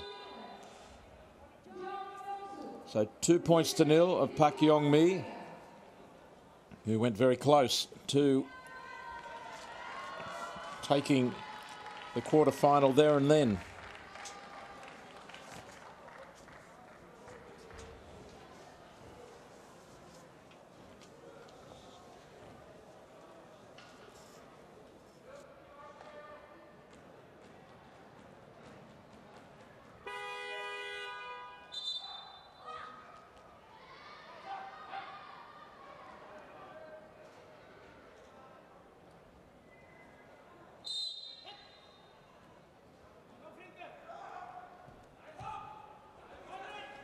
The second period begins, and 2-point score in favour of blue for Pak Yong-mi, and she rolls her opponent over for two more. the gut wrench, the damaging technique being used, trying to take her back again and out of the contest area, off the mat into the protection area.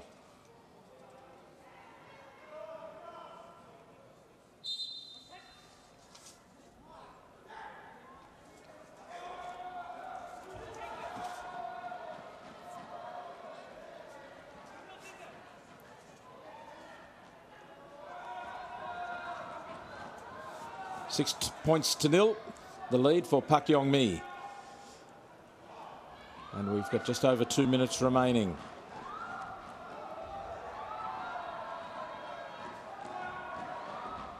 Pak Yong-mi, the winner of the Asian Championships this year.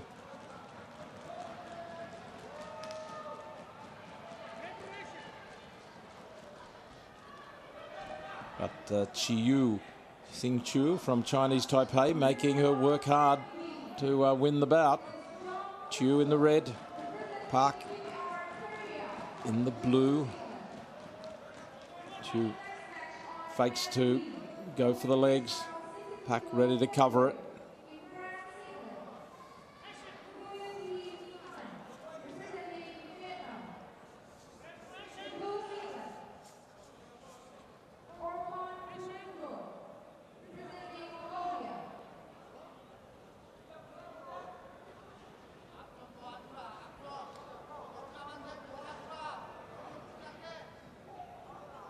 Pak Yong-mi, who has only just turned 18.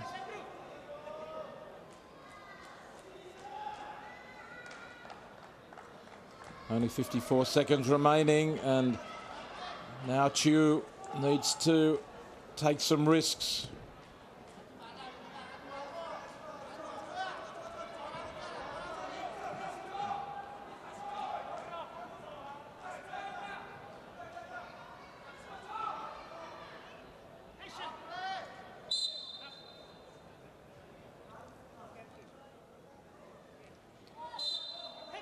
.30 seconds remaining, and it's Chu down by 6 points to nil.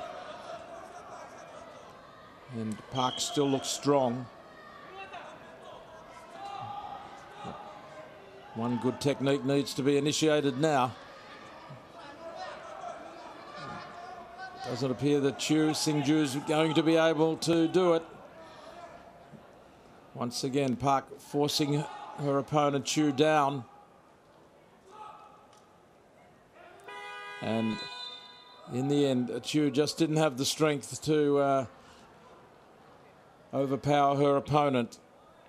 The winner of the match is Pak Yong-mi from DDR Korea. So the winner, the wrestler in blue, Pak Yong-mi, on points, the winner of this quarterfinal and through to the semi-final. Pak Yong-mi, who won the title at the Asian Championships this year, now on track to contend for a gold medal in the Asian Games.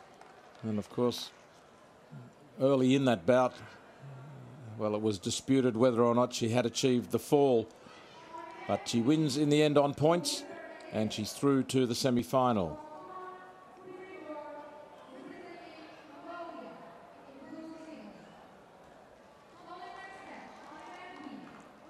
China versus Japan in the next quarterfinal.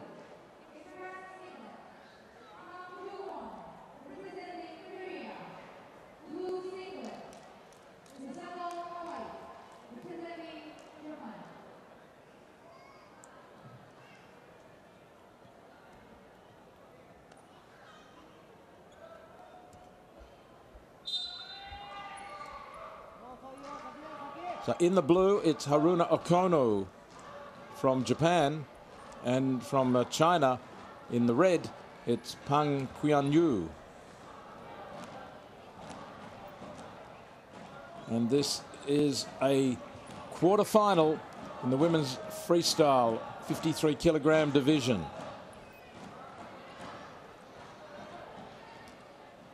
Okuno in the blue, the reigning world champion in the women's 55-kilogram event from 2017.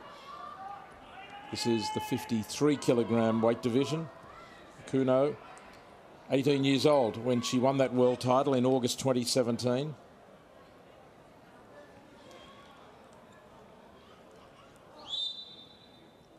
So just a year later, now competing at the Asian Games.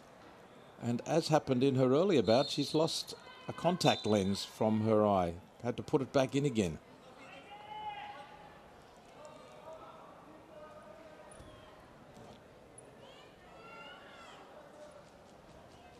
Pang of China in the red.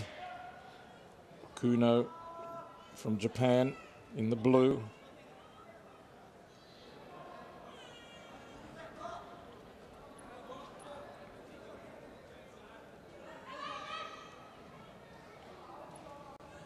The Japanese have a tremendous record at this weight division or near it.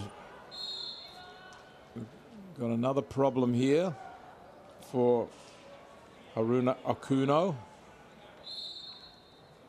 Timeout called. From 2002 to 2014, a women's 55 kilogram weight division was held at the Asian Games. That's an injury to the hand of Okuno. And Sayori Yoshida won the gold medal at all 4 Asian Games through that period of time. So Haruna Okuno trying to emulate those feats.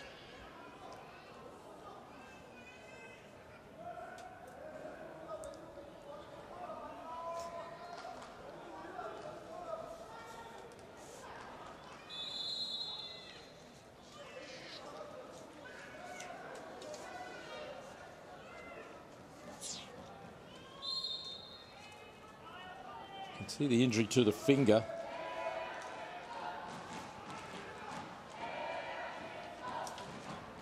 Okuno defeated Sevara Eshmuratova of Uzbekistan in the round of 16.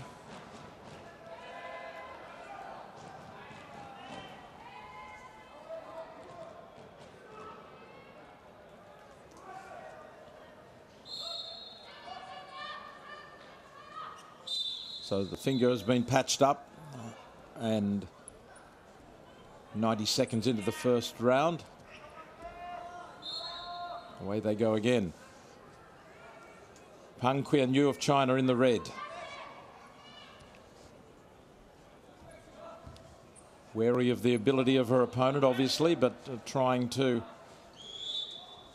challenge her. And it is Okuno who is spoken to and said too passive. So it's Okuno, somewhat surprisingly, who has now got to defend this 30-second period and be more aggressive and must score.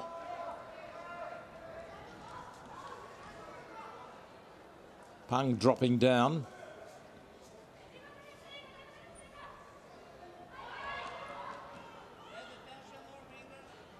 Pang pushes forward.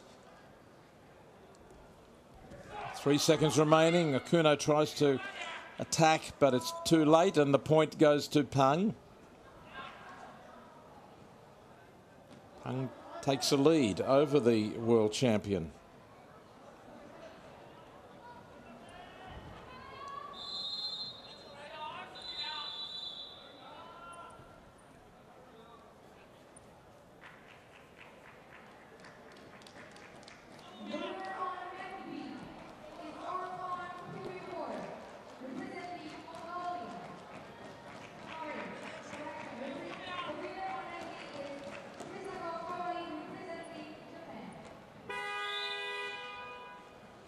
And the end of the period, the first round done and dusted with just a 1-0 lead.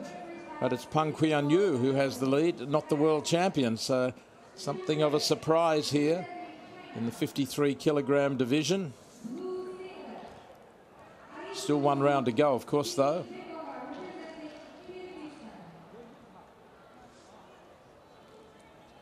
So as I mentioned, Okuno born in 1999. Her opponent from China, Pang Qianyu, born in 1996, 3 years older. But both relatively young wrestlers all the same. Kuno still having a little bit of trouble with that finger.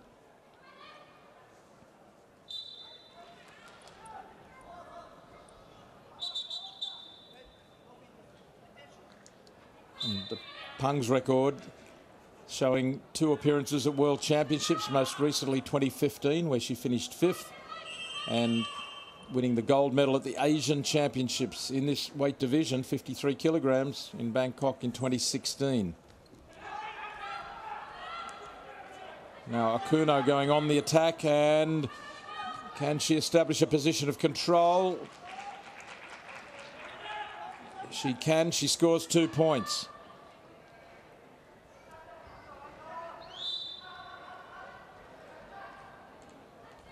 Up to lower centre of gravity from Park, unable to be shifted. It's 2-1 to Akuno. She takes over the lead.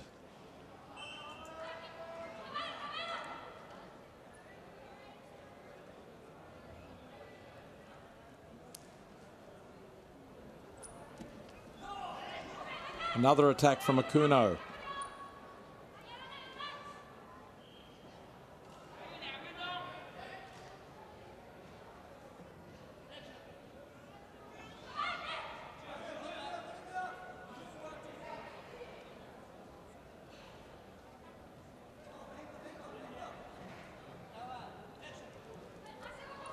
Well, this is a very close bout.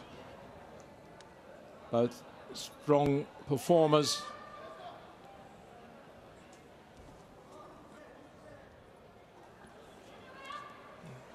One successful attack here could be the difference.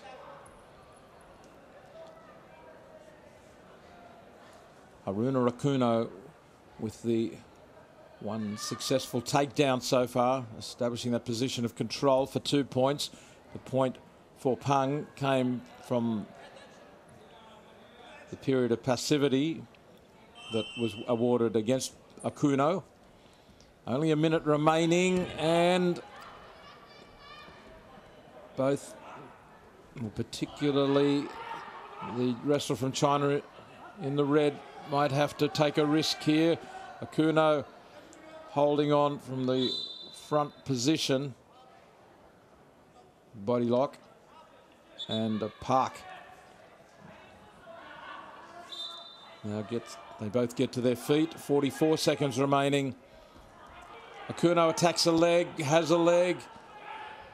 Park tries to take the feet of Akuno to negate the attack. Body lock around the waist. Leg work from Park, but it's Akuno who takes the position of control again. It's another 2 points and a 4-1 lead. She establishes the gut wrench, and yet again this is becoming a problem. She has lost her contact lens. A visit to the optometrist might be required. You hope that the lens is clean. But this is the 3rd time the lens has come out today in 2 bouts. Only 13 seconds remaining. Akuno leading, defending her lead now. Park attacks, has to be aggressive, has to be powerful. Can she get hold of her opponent? Not yet. And no. 4 points to 1 to the Japanese wrestler Haruna Akuno, and she wins this quarterfinal. The winner on mat A is Haruna Akuno. Her hair has come loose. That doesn't matter. She's happy with the victory. Next match, Hair loose, contact lens out, injured finger, but a victory in the quarterfinal. representing Vietnam And through to the semi-final. in blue singlet, Sumia Advantage, representing Mongolia. This was good work initially there by Pung, but you can see the reversal there as Akuno was able to overpower her momentum and turn it back on her. And a win for Haruna Akuno, and the world champion is on her way to the semi-finals.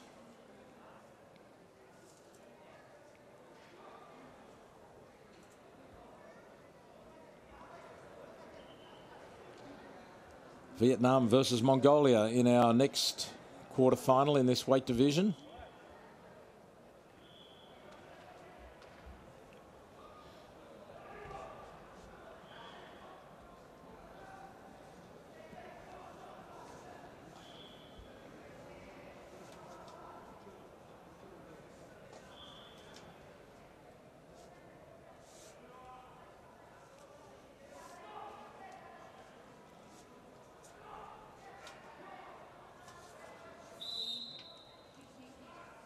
This quarterfinal is underway.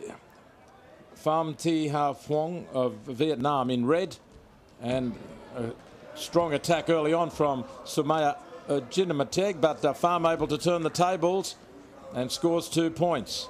And Denim Chemeg reaches for the protection area. So a strong start from the wrestler in red. Pham, who beat Dewey. Oh, we've got another couple of points, this time to Adenim Chemeg. The leg lace in place and rolling her opponent over repeatedly. So a strong comeback here from Sumaya Denim Chemeg, scoring points at will. And over she goes again, 12 points to 2, and that will be it. She does it again for good measure. And Pham Thi of Vietnam wondering what happened. She scored points from the outset, limping back to the centre, but Sumaya then Chemeg was having none of that and quickly establishing a winning hold. Well, what a quick comeback that was from Sumaya Adenim Chemeg. And that was the original attack from Adenim Chemeg. And then with the legs laced and perfect technique, rolling Pham over, and Pham could not do anything to resist that pivotal position with the leg lace.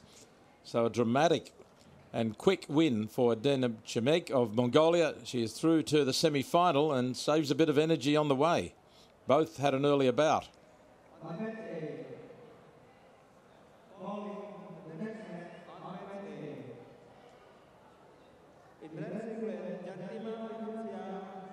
From Thailand, and in blue singlet, Zultis Esimova from Kazakhstan.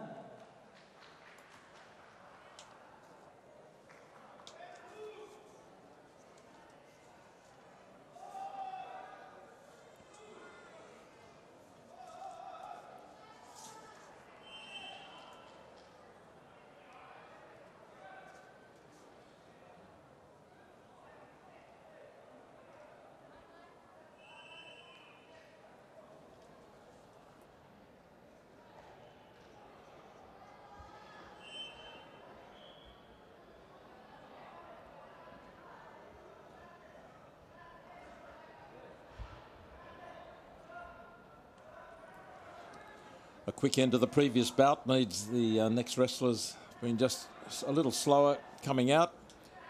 3 minutes earlier than expected. And a display of affection and good wishes there for the Thai wrestler. Jantima Virangsang, I should say Virangsa of Thailand, wrestling in the red. And her opponent is Zuldiz Eshimova of Kazakhstan in the blue.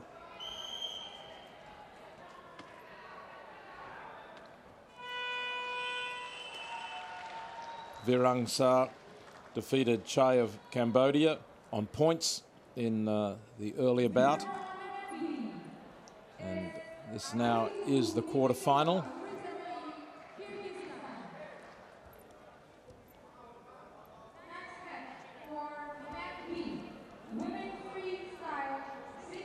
Eshimova beat Lee Shinhai from Korea on points in their round of 16 bout.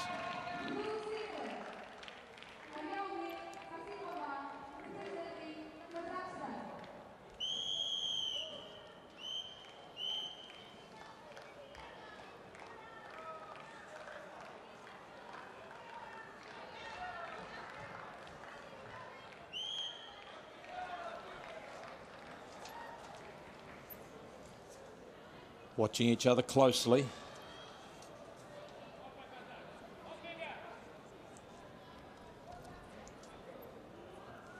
Virangsa, who was born on the 15th of August in the year 2000. So just celebrated her 18th birthday a few days ago, last week. And the attack, though, comes from Eshimova. Virangsa trying to resist, but she turns her over. It's Eshimova scoring points. Gut wrench in place, and she switches from one side to the other. And Virangsa eventually able to be released.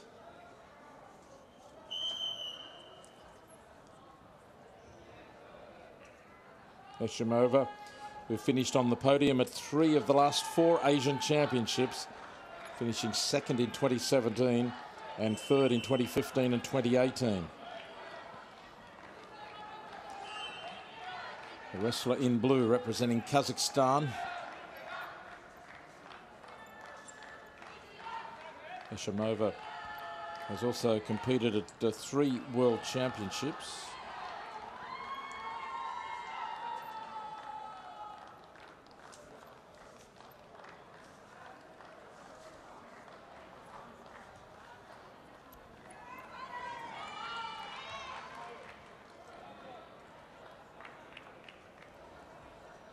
.30 seconds remaining in the first period, and that early lead with the gut wrench established by Eshimova, 4 points to 0.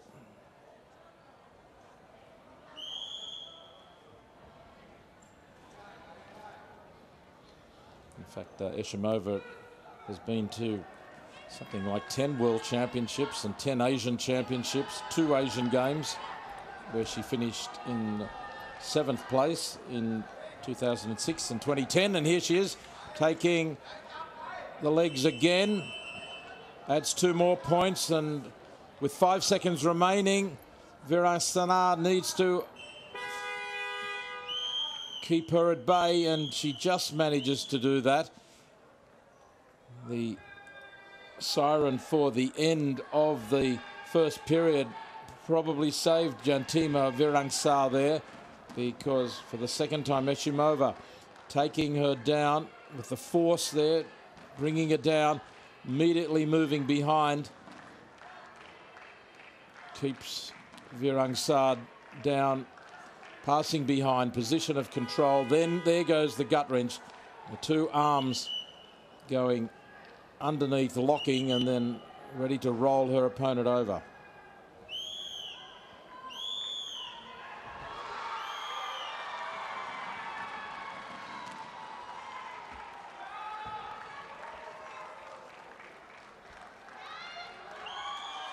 So the second period begins.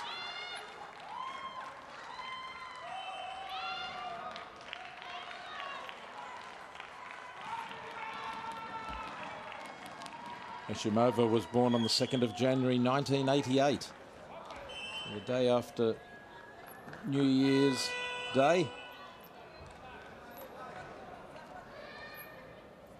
30 years ago. So she's considerably older than her opponent by 12 years. Experienced, a tough opponent, and here she is attacking again, taking a leg, and now working and taking her opponent over for 2 points. And that will give her a winning lead. She throws Virangsa over. Virangsa looks much lighter. Of course, they're in the same weight division, this 53 kilogram division, but there's no doubting the power of Eshimova there. And a strong performance from Zuldiz Eshimova to go through to the semi-finals. And she looks very competitive. No pushover at all.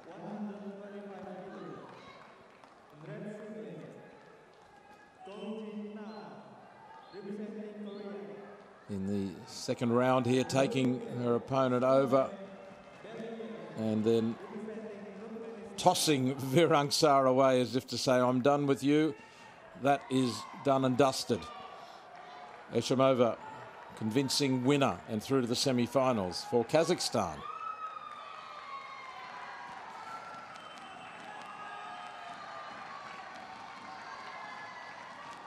And now a change of pace,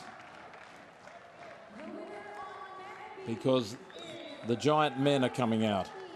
Just by the way, in the women's 53 kilogram division, Kazakhstan has won 6 medals in women's wrestling at the Asian Games, and the only event in which it had won multiple medals is 55 kilogram. Well, they're on track to do it again. But we are now looking at the big men. Yesterday we saw freestyle competition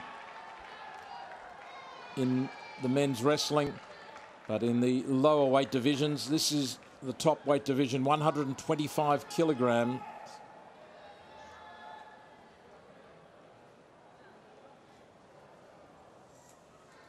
And the men's 125 kilograms division has only been held once before at the Asian Games. Parviz Hadi Bazmanj of Iran won the gold medal in 2014. From 1970 to 2010, it was a men's 120 kilogram event. That was the maximum weight class in wrestling at the Asian Games. So now we're stepping up 5Ks again after 2014 to 125. And this is a quarter-final, and in red, Nam Kungjlin from the Republic of Korea, and his opponent is Sobet Believ from Turkmenistan in the blue.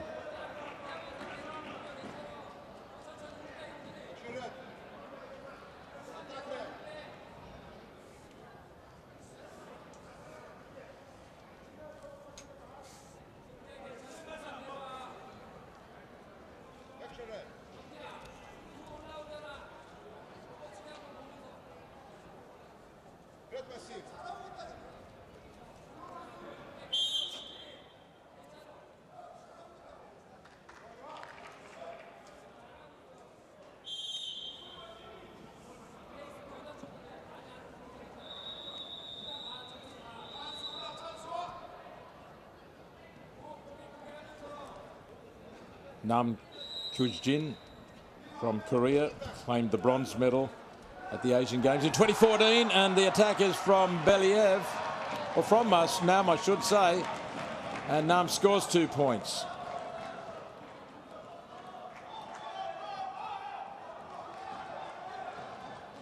The Republic of Korea yet to win gold in the men's 125 or 120 kilogram event in freestyle at the Asian Games. And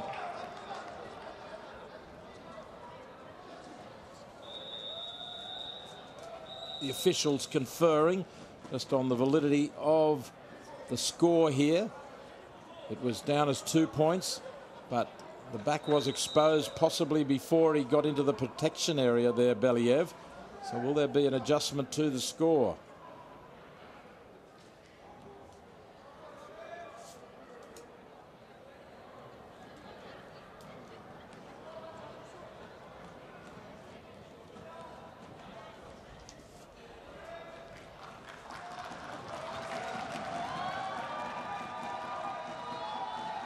Koreans in the audience enthusiastic about that performance.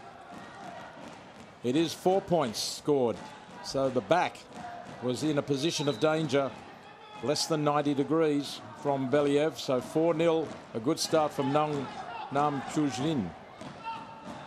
Very powerful.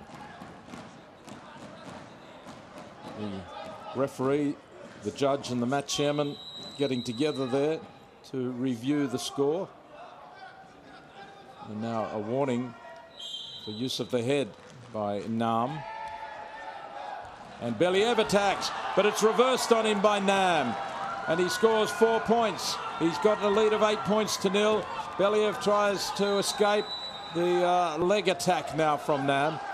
He's got one leg. He's only got one leg. Tries to go after his opponent again, does Nam. But 2 big moves from a big man by Nam of Korea.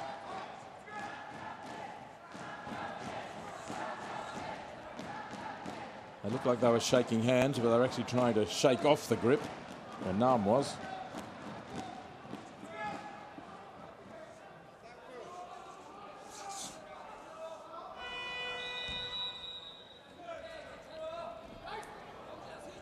This could be all over quickly if Nam can score again.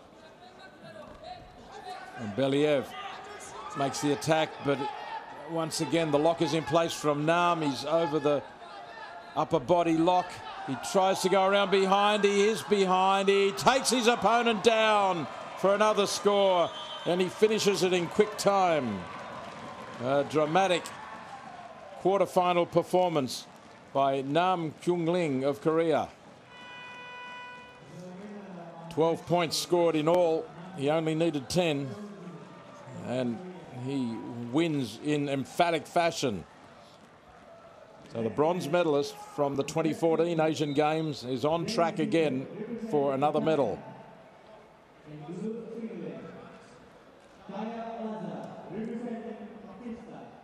Nam Kyu-jin from the Republic of Korea did it all in the first round. Look at the power. Bringing himself and his opponent down, turning to bring his opponent over. So Nam Kyu-jin is through to the semi-finals, and Korea on their way to contend for a medal in the men's freestyle 125 kilogram division. The next quarter final is on its way.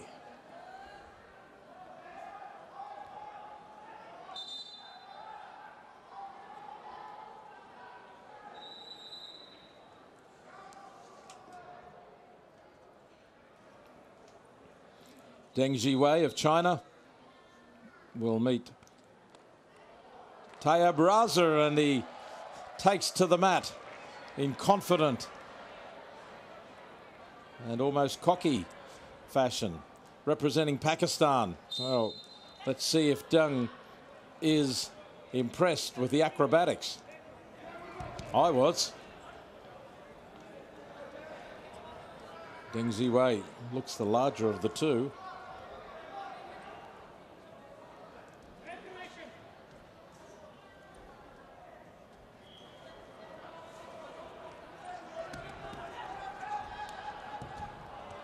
And 2 points score for the wrestler in red, Deng Jiwei. And lifting his opponent over, there's an extra score of 2 points. And again, further 2 points, but into the protection area. 6 points in all score. So Deng Jiwei off to a great start here. He came 7th at the last Asian Games, and has a best finish at World Championships of 5th, 13th at the last Asian Games. Deng Jiwei,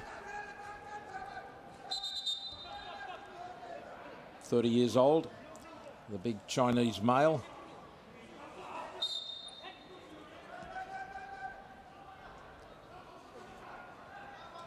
And his opponent, Taya Braza, competed at the recent Commonwealth Games where he took a bronze medal.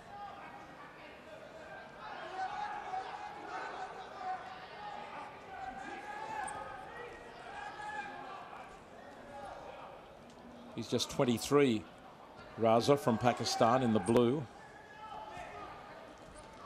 And he's already seen a display of the power of Deng.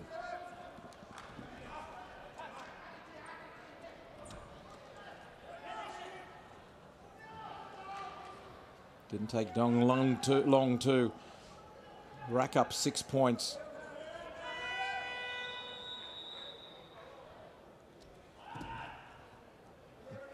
A reminder that this is a quarter-final, so the winner will go through to the semi-final.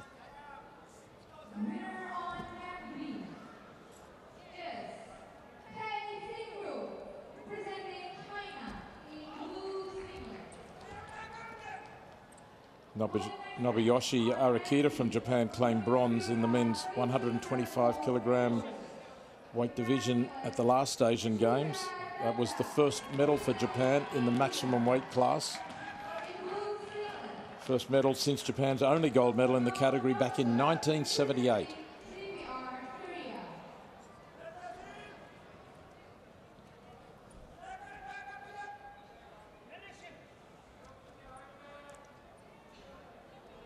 This bout has quietened down after those fireworks early on from Dung.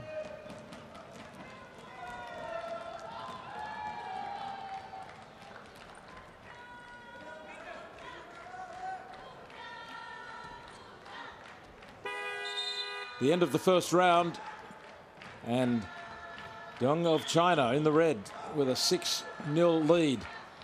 Very good scoring performance earlier in the round. Let's have a look at it. Gut wrench around the body, hands clasp, turns Raza over once and keeps on going in the same direction twice, and realizing that they're out of the contest area, releases. 6 points in all. 2 for the takedown, and then 2+2 for the gut wrench.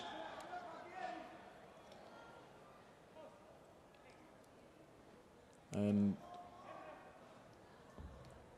the referee not happy.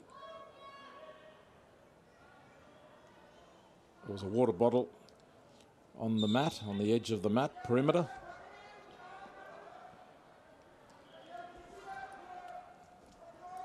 (6-0). Or can Raza come back?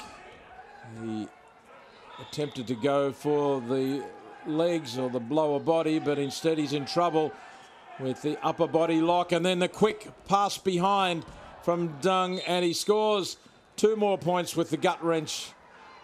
Rolls his opponent over, and it's 10-0, and that's a win. The win is complete. A lead of 10 points is a victory, and it was a good victory too by Dung Ziwei. But I must say, Taya Braza wins the award for the most dramatic and acrobatic entry into the 125 kilogram division. So if nothing else, he goes away with my prize for that. However, when it came to the wrestling, it was this man, Dung Ziwei. Very strong performance, twice passing behind, and twice the gut wrench for the maximum points.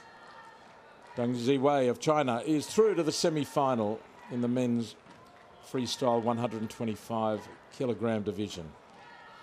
Next, it's Mongolia versus Uzbekistan in another quarter-final.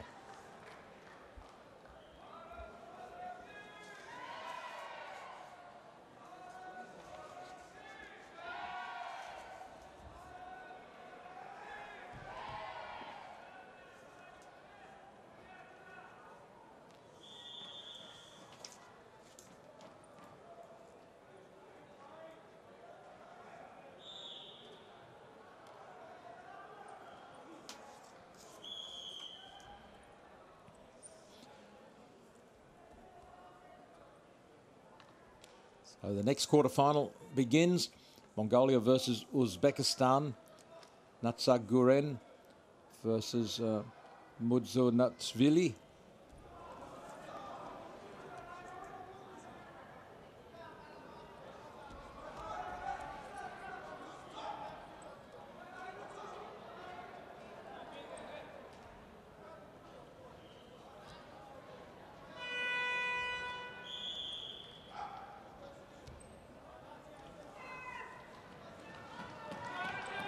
Zolbur Natsaguren from Mongolia in the red. These giants of men, so quick on their feet despite their heavy weight. 125 kilogram, the maximum weight limit. David Modzmanashvili for Uzbekistan in the blue and green, representing the blue colour, a blue corner, I should say. 2 3-minute rounds.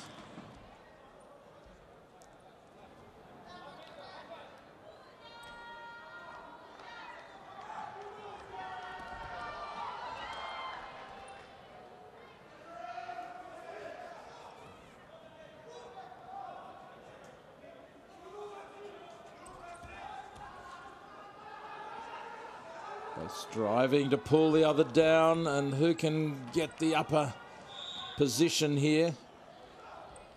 Necktie from Natsaguren, pulling down.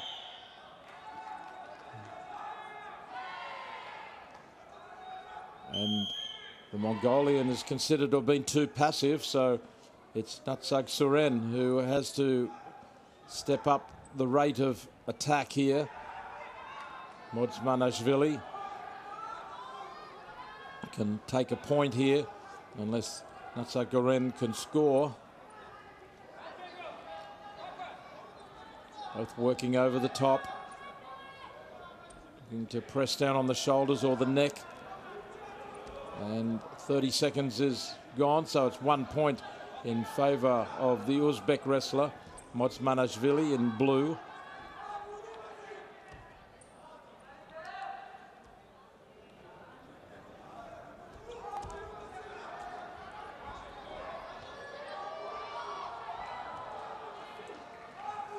Natsaguren, 28 years old, been to 2 World Championships. Best finish was 5th in 2017, and best finish in 5 Asian Championships was a silver medal in 2014, a bronze in 2018. Consistently good performer though in Asian Championships, and Zolbu Natsaguren was named Mongolia's flag bearer for the opening ceremony of the 2018 Asian Games. So just the solitary point resulting from the first 3 minutes.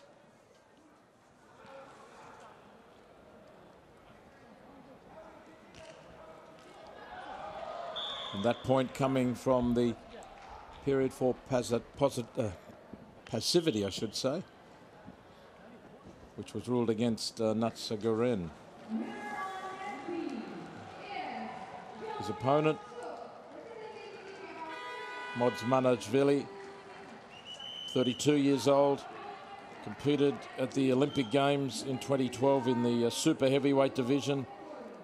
That was in London, of course, where he took a silver medal. At the World Championships, took a bronze medal in 2011. Not as successful in 07 and 17. But did finish on top with a gold medal at the Asian Indoor and Martial Art Games last year, and also the gold medal at the Asian Championships in this division. So trailing, or in fact leading by 1 point at the moment. One of the medal contenders here, Modzmanashvili.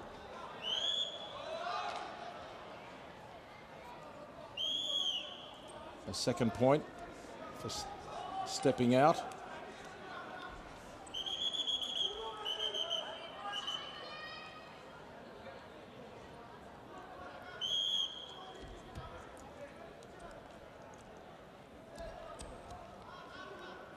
So what sort of challenge can Natsaguren mount here against Modzmanashvili now that the man in blue is leading 2-0 and obviously very strong? Can Natsaguren achieve a takedown? One takedown and the ability to pass behind would be enough to level the scores, but he only has 1 minute 40 to do it now.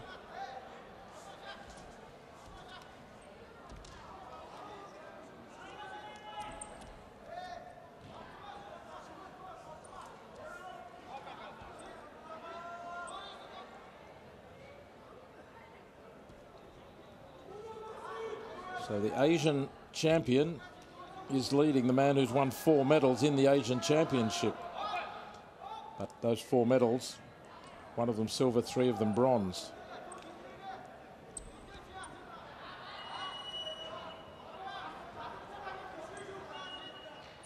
Mongolia yet to win a gold medal in this maximum weight division, so their hopes rest with Natsaguren. 50 seconds remaining.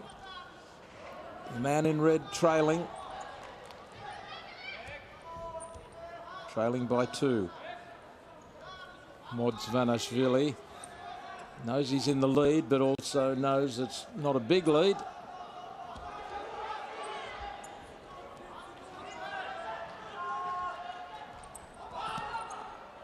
Natsak Suren falls short of the leg.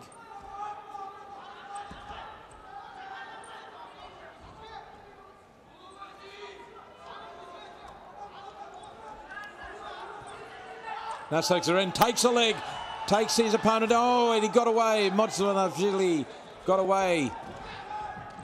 No points scored. And time is running out.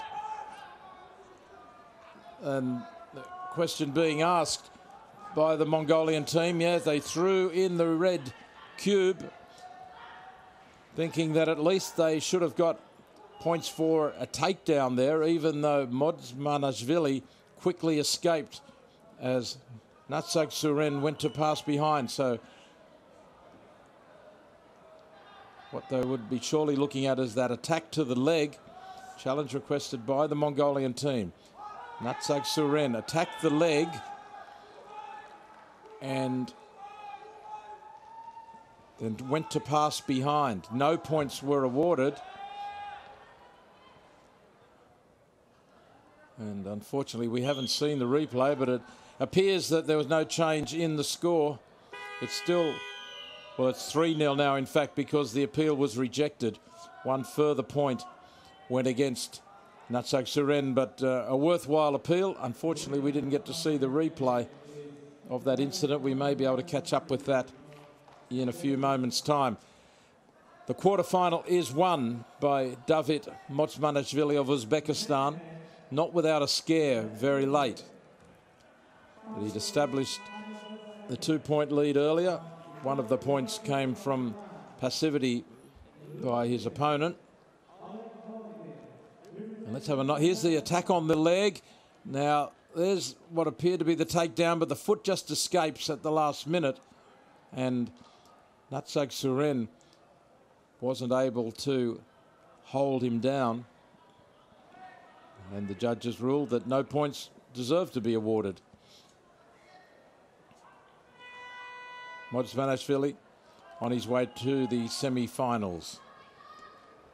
And now it's Iran versus Kazakhstan as the quarterfinals continue.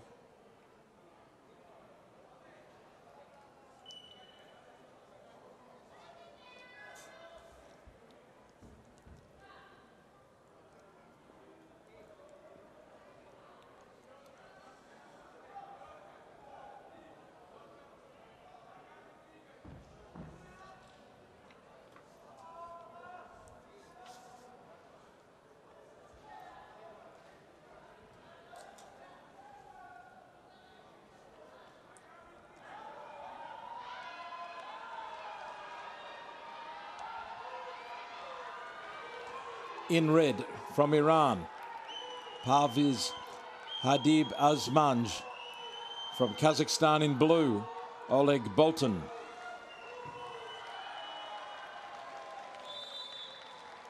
This is a quarterfinal of the men's freestyle 125 kilogram division, the heaviest weight category.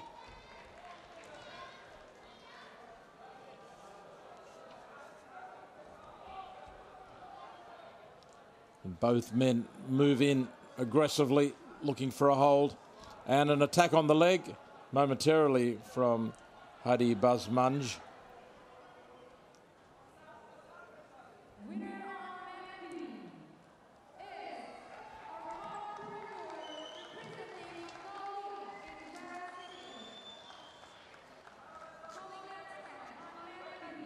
Hadi Bazmanj from the Islamic Republic of Iran in the red. 30 years old.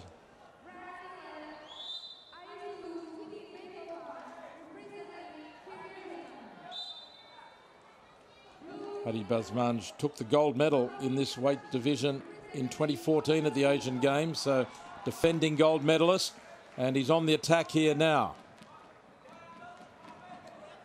He's got the gut wrench, and there's trouble here for Bolton, trying to spread his weight and trying to work towards the protection area. So just the 2-point score,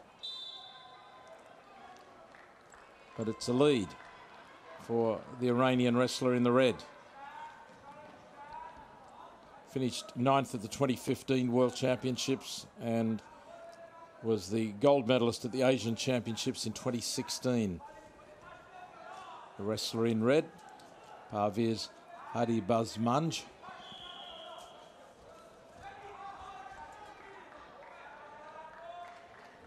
Got the leg up and takes him down again. 2 more points scored. And now the gut wrench attempted again. Will he be able to work him over? No.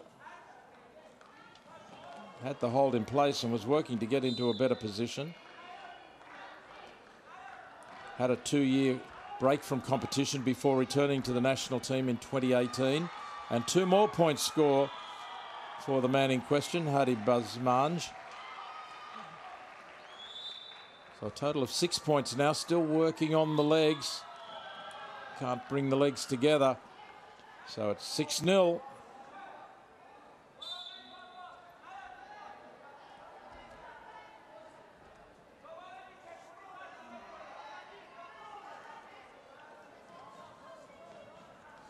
Hadi Bazmanj in 2012 received an offer to represent another nation at the Olympic Games in London, but he said nothing could persuade him to make the switch. He loves his country and he's here representing Iran. 30 seconds to go in the first period.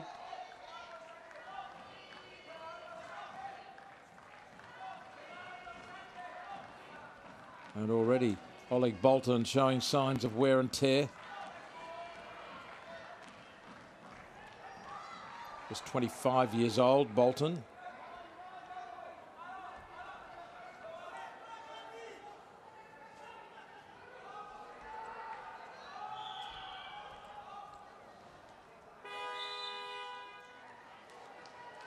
And the end of the first period of this quarter-final. Oleg Bolton in the blue defeated Japan's Arakita in their first bout. That was a round of 16 bout.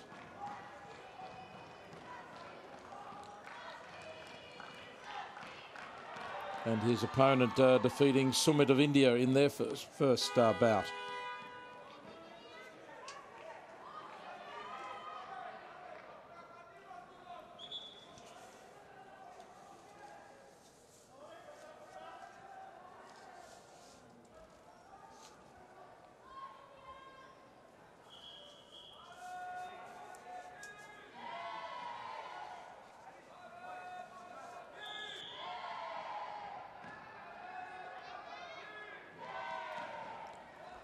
Thirteen wrestlers began the competition in the 125 kilogram men's division, freestyle wrestling.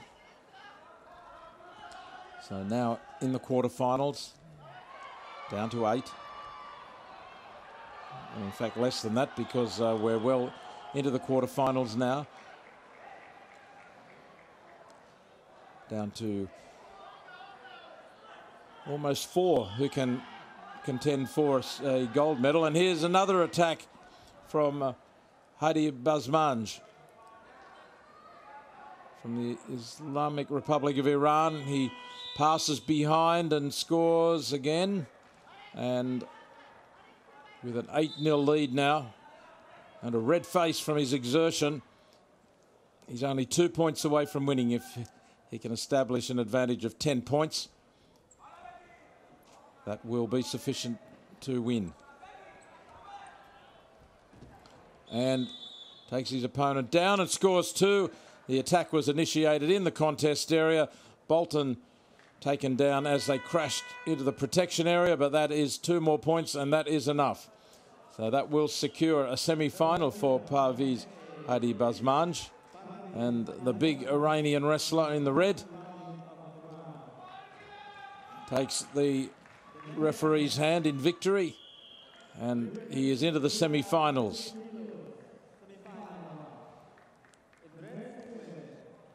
Breathing heavily from the effort required but got the leg attack and then able to pass behind.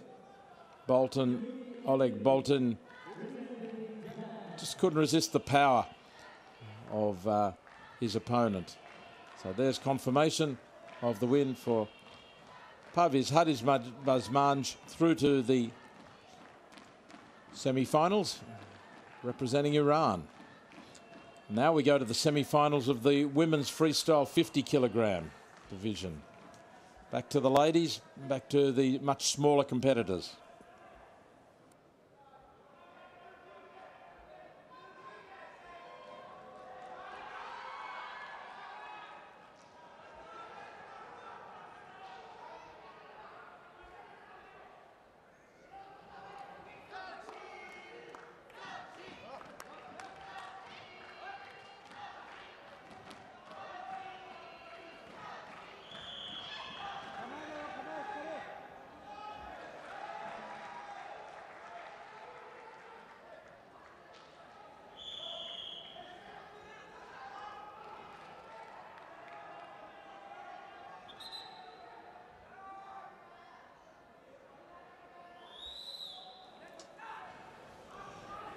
So this semi-final of the women's freestyle 50 kilogram weight division begins. It's Kim Song-hyung of the Democratic People's Republic of Korea in the red and Yuki Iri of Japan in the blue.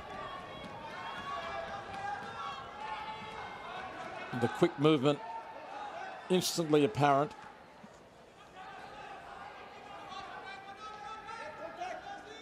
Yuki Iri took bronze in this event at the Asian Championships this year.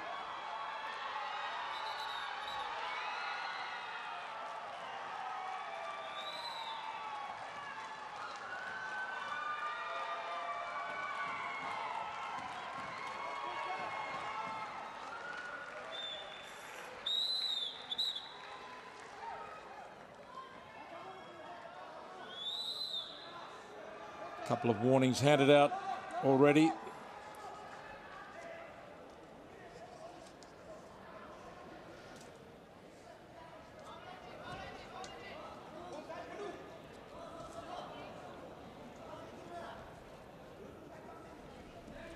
And the attack from Kim, and this time she does manage to hold her opponent down. Managed to catch the legs, now works to the upper body. She has one arm over the right shoulder, the other around the body. Can she turn her over? She works the arms down, has a lock, the gut wrench in place. 4 points, 2 plus 2. And going for more here. Iri resisting, spreads a weight, but not before conceding 4 points. So a great start for Kim Song-hyung.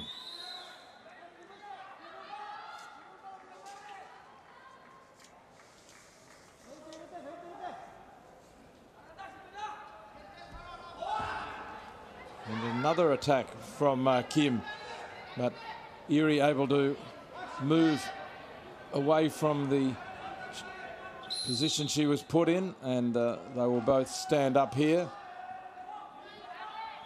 Iri had a quick win over Ika Setiawati of Indonesia at the start of competition today, or at least in the quarterfinal. And finding it much more difficult now against Kim Song-hyung. Now Iri scores 2 points. Passes behind. Referee's whistle is poised, and he says that Iri has not been able to continue the attack.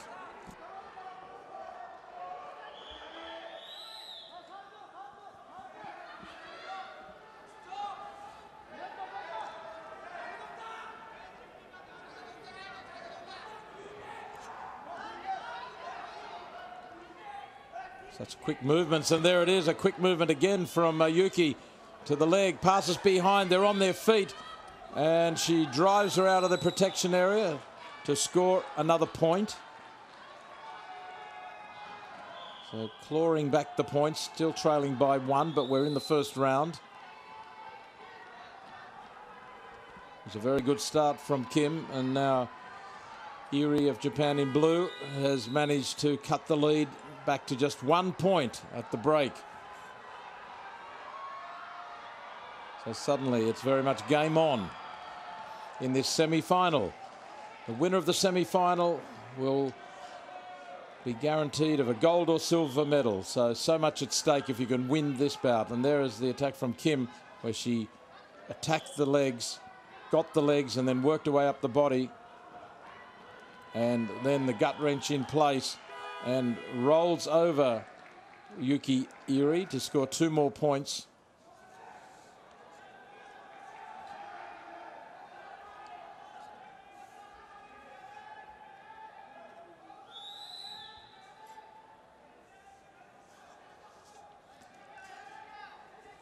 So this crucial second round begins.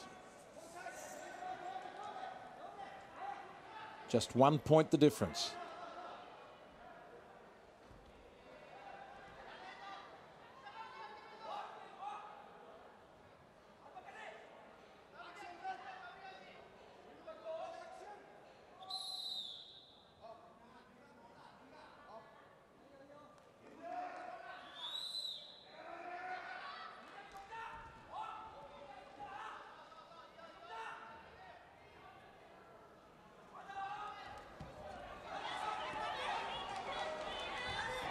Well, both very active.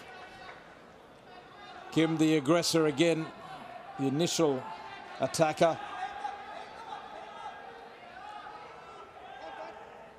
Kim won her first bout against Deet of Cambodia in very quick time. Only took 1 minute to do it.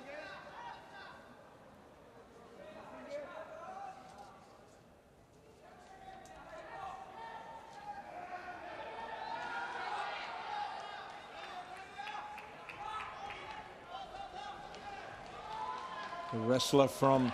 Oh, here's another attack, and it's Yuki Iri. Scores 4 points. They're so quick. So Kim, at the age of just 21, took the early lead, but now she's in trouble with 1:20 remaining. Took a bronze medal at the World Championships last year.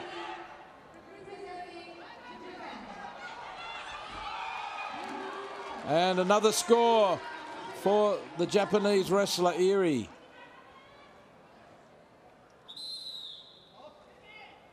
So 2 scores of 4 points by Iri, and suddenly it's slipping away from Kim.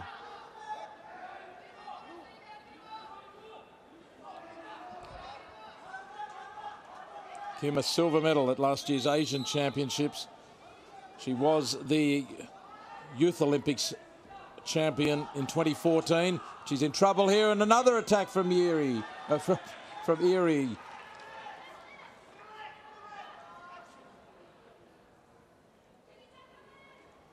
So 2 points for the takedown, and now with a 9-point lead, 13-4. This second round has very much belonged to Yuki Iri.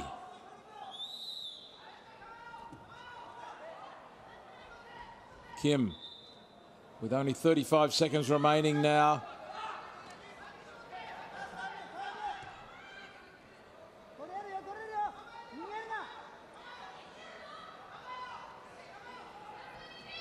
Kim just can't budge Iri now. Iri defending her position, using a very low position and also keeping a distance.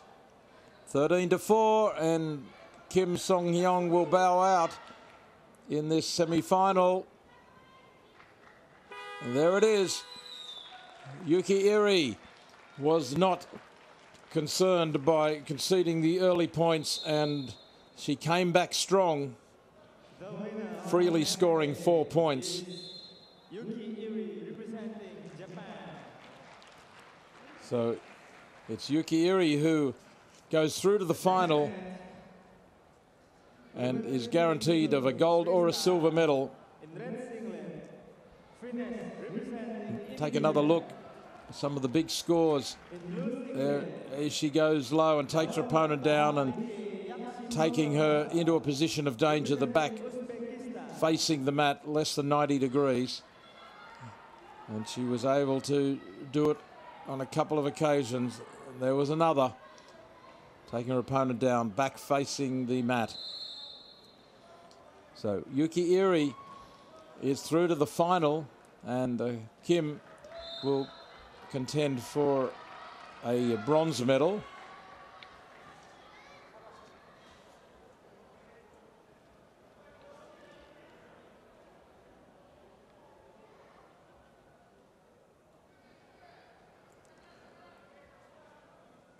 The second semi-final in the women's 50-kilogram freestyle wrestling.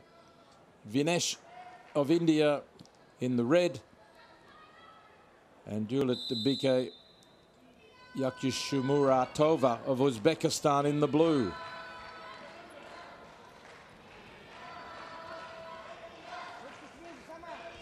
So Vinesh, who won the bronze medal in the 48-kilogram division in 2014 and finished second at the Asian Championships.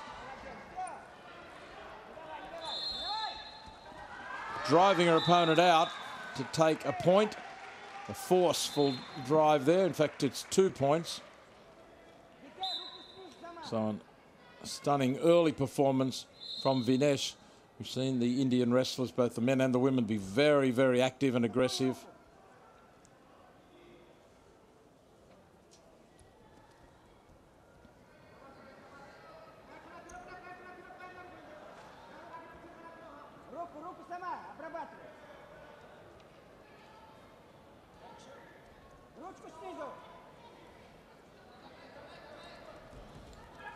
And passing behind and taking the legs. It's Vinesh.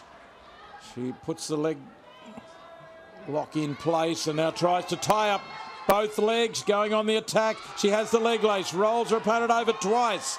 4 points, and again and again and again, and it's all over. It's all over. Brilliant performance by Vinesh of India. She defeats Dalit Bike Yashi-Muratova in such quick time. The Uzbek wrestler in just 1 minute and 15 seconds beaten. It was the one great move, great maneuver from Vinesh. Passed behind, took the legs, leg lace in place, and she just went into what was a death roll like a crocodile. Vinesh on Yashi-Muratova. Once, twice, and the look on Yashi-Muratova, she just could do absolutely nothing. Her own momentum setting herself up for the next roll, and over Vinesh went. In fact, I think she could have kept going all day. So it's Vinesh of India through to the final. She too is guaranteed of a gold or silver medal. She'll be taking on Yuki Iri of Japan in the final. And certainly going to be something to see.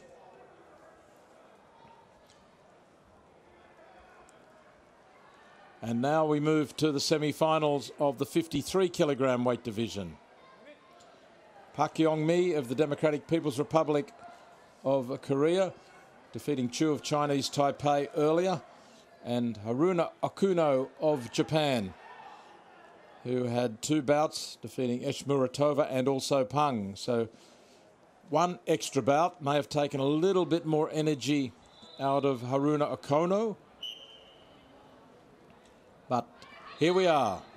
They are in the semi-final of the freestyle 53-kilogram weight division for the women. Park of the Democratic People's Republic of Korea, PRK, in the red, and Okuno of Japan in the blue.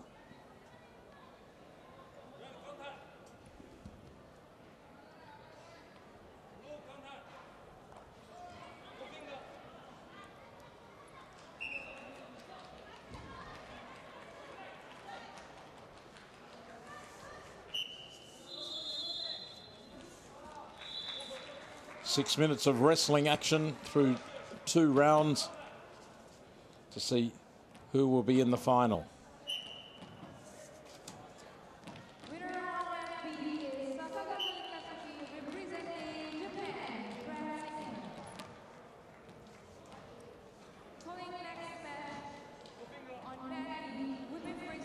Both wary of each other early here.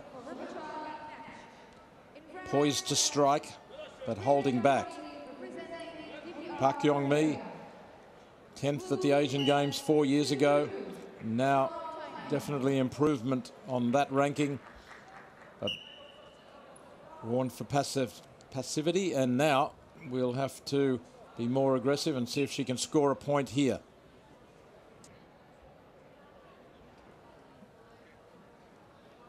Now, the judge just stopping proceedings for a moment, asking the referee to stop, and now they continue. So 30 seconds of wrestling, and Park in the red has to be more aggressive and score a point, or she will concede a point to her Japanese opponent.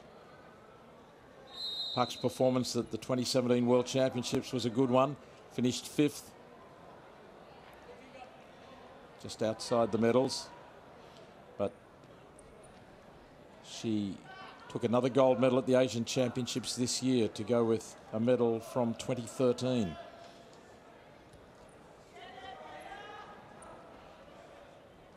And Park Yong-mi has conceded that point. She's now 27 years old, a wrestler in red. But she's up against a very good opponent in Haruna Okuno. Even though she is very young, just 19 years of age, but already a world champion in this division from 2017, an under 23 world champion and a cadet world champion. So a tremendous record already underway for Okuno in the blue. And she leads 1-0, but there's not a lot of action happening.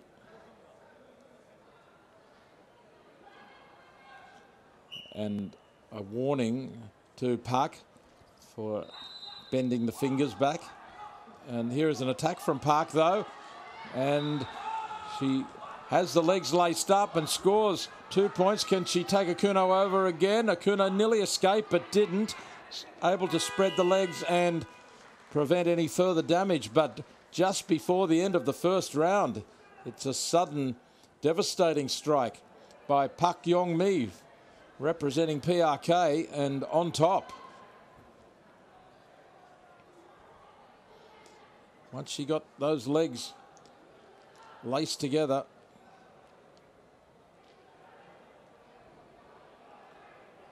couldn't quite manage to get full points for the technique.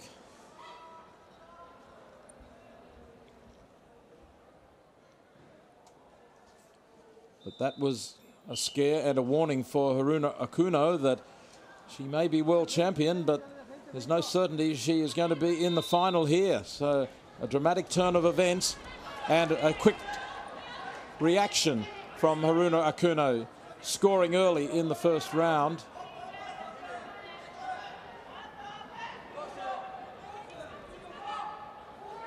Trying to force a way between the arm and the ribs to take a hold. She has to settle for just the 2 points.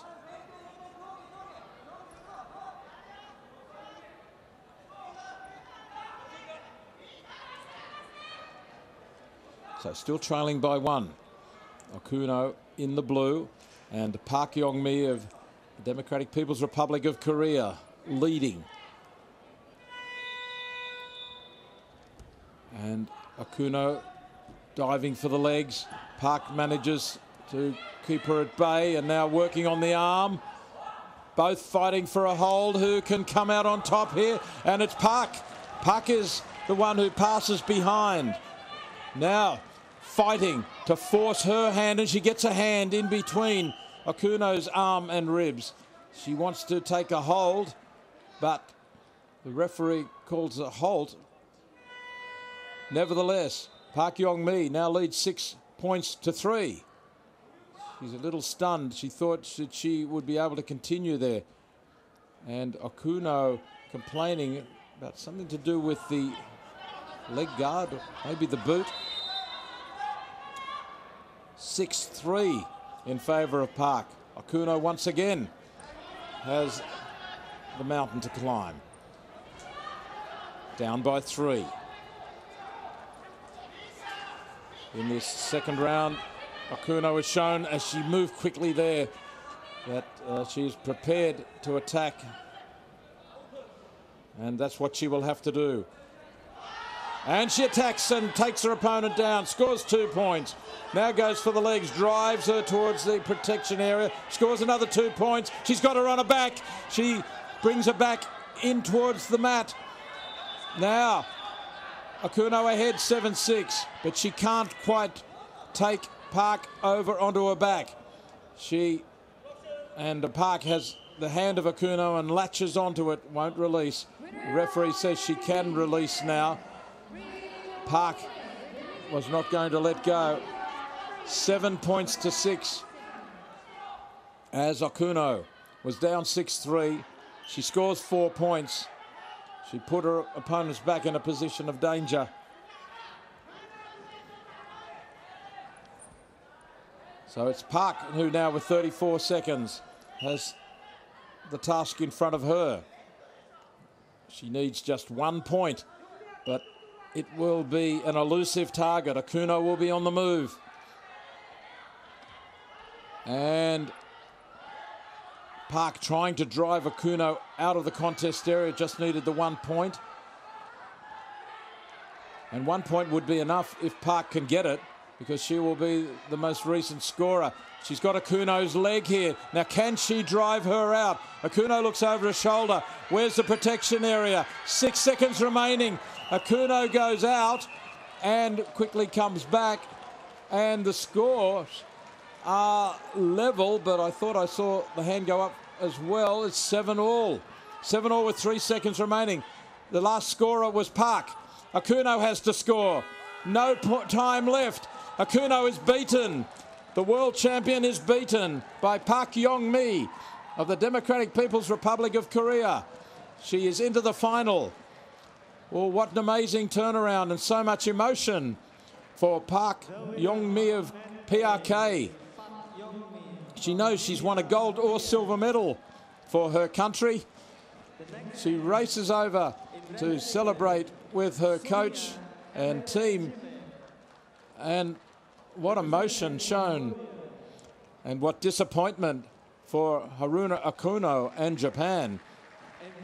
Here was one of the attacks by Park, but it was this last seconds where she took the leg of Okuno, knowing she just had to drive her out from the contest area to take 1 point. Got that point. Okuno comes back in and tries to pass behind to try and accumulate points for herself. So a dramatic final moment in that semi-final, and Park Yong-mi from PRK is into the final in the 53 kilogram division. The next semi-final, if it can be as dramatic as that, will be something to watch.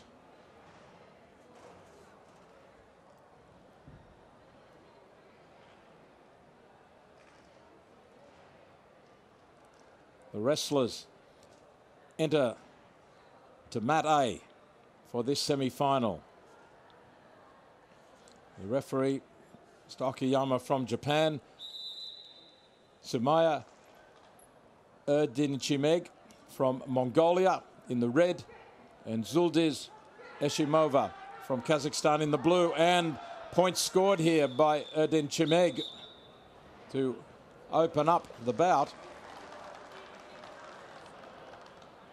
Well, no points resulting, but I think there'll be some reconsideration here. The officials discussing whether or not the Mongolian there did score points. The referee is the one who initially awards points. You can see this strong attack and taking Eshimova down, but outside the contest area, but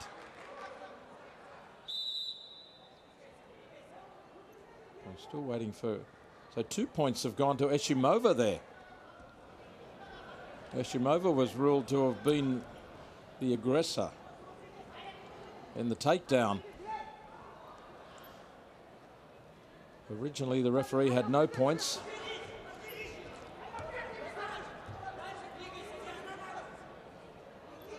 Two points to nil in favour of Eshimova from Kazakhstan in the blue.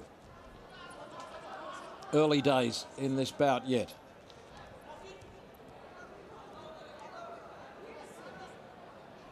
Two tough competitors here. Mongolia versus Kazakhstan.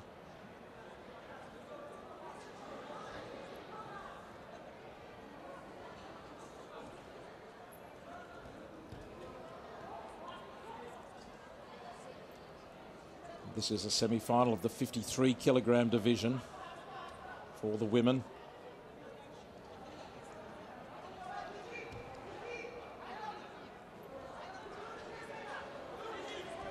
Both fighting hard to get the upper hand here, and there may even be a point scored as Erdenim Chemeg forces her opponent out of the contest area, down and out of the contest area. So 2 points to the wrestler in red. Silver medalist at the World Championships in 2013. Silver medalist at the Asian Championships this year. And a 12th place finish at the Rio Olympic Games in 2016.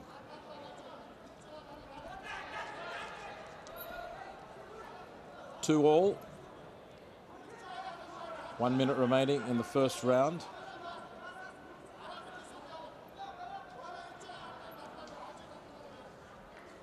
Both opponents experienced. Erdin Chimeg, 28 years old, and her opponent 30 years old. Eshimova of Kazakhstan, competing at the Asian Games in 06 and 010 for a 7th place finish. Finished 5th at the Olympic Games in 2016. Now, who's on top here? The reversal probably counting. Yes, it's points to blue. It's Eshimova scoring. And 6 points to 2. And now another 2 with the gut wrench in place. But out of the contest area. Well, you can see there for the second time the strong work of Samaya Erdin Chimeg. Suddenly the counter-attack comes from Eshimova, and she is the one who actually scored on the edge of the contest area, as happened earlier. 8 points to 2 in favour of Eshimova. Attack initiated by Erdin Chimeg, and she does score points this time. She'll be thinking, I went so close before. Well, they've only given 1 point to Erdin Chimeg. I thought I saw 2 points signalled, but no, it's only 1 point for that force out.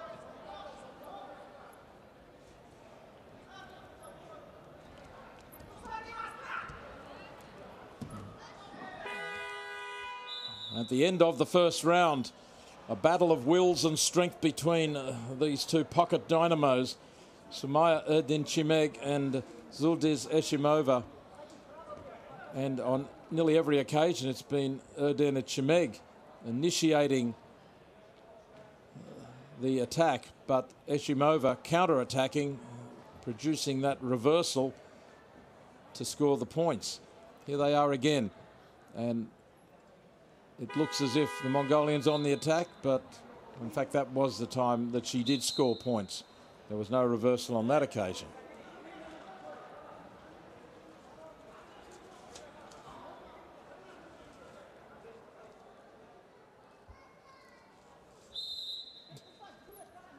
So an excellent contest here, but it is Zuldiz Eshimova in the blue from Kazakhstan, who is leading 8 points to 3.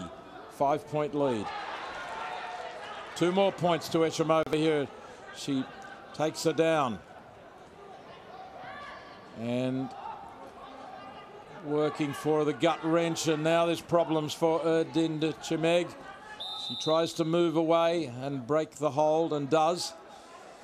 10 points to 3 nevertheless. The relentless Zuldiz Eshimova in the blue, leading by 7.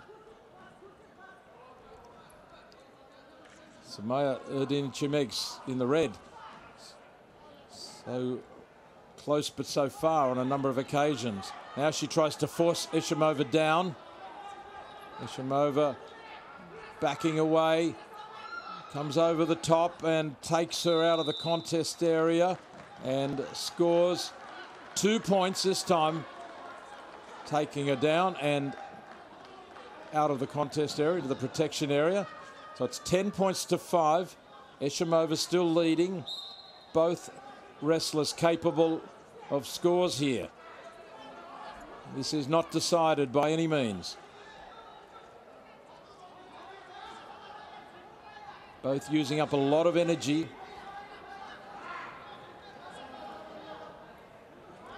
The Mongolian wrestler in the red cannot use up time. Down by 5 points. She takes the underhook. Tries to pull down with the right hand. There's no budging Eshimova.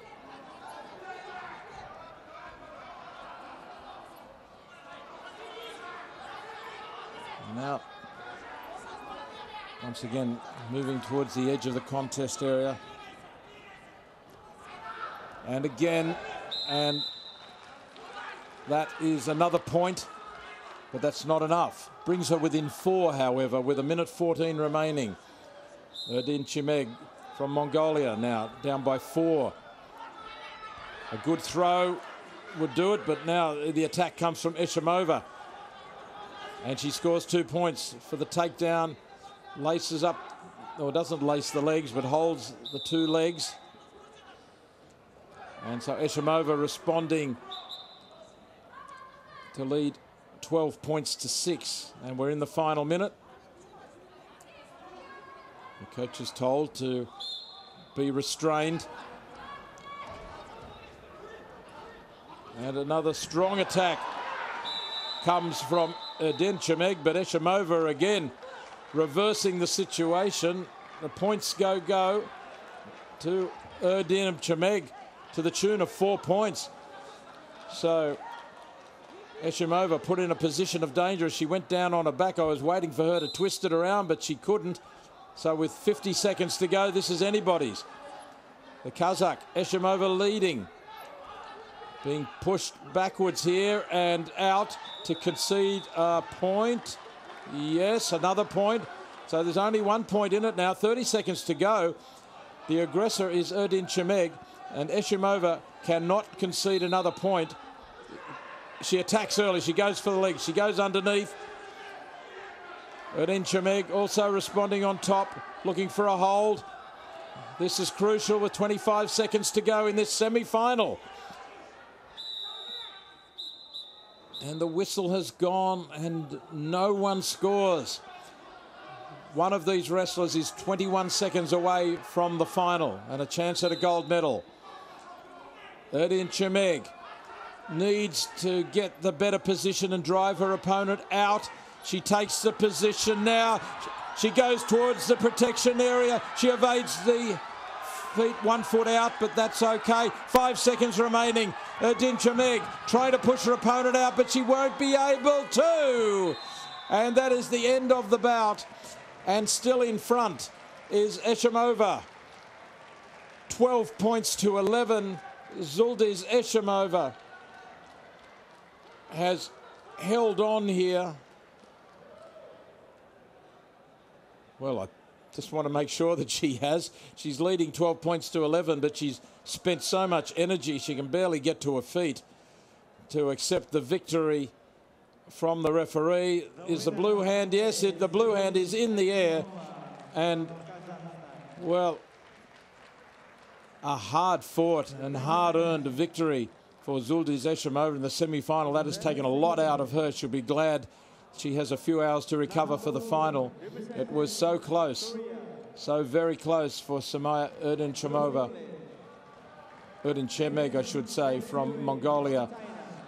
Just needed one more point to level the scores, and If she did, she would have been the last to score the point, which would have given her the victory at 12-all, but it wasn't to be. Zuldiz Eshimova wins the semi-final and goes through to the final of the women's freestyle 53-kilogram division. Next up, the giant men, the heaviest weight division semi-finals.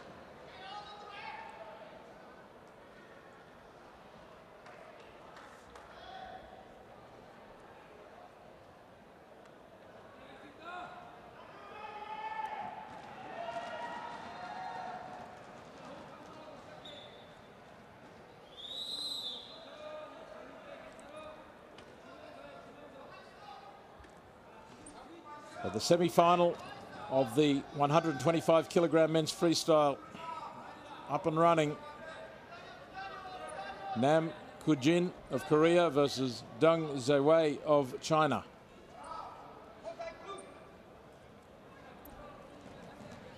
These giants of wrestling.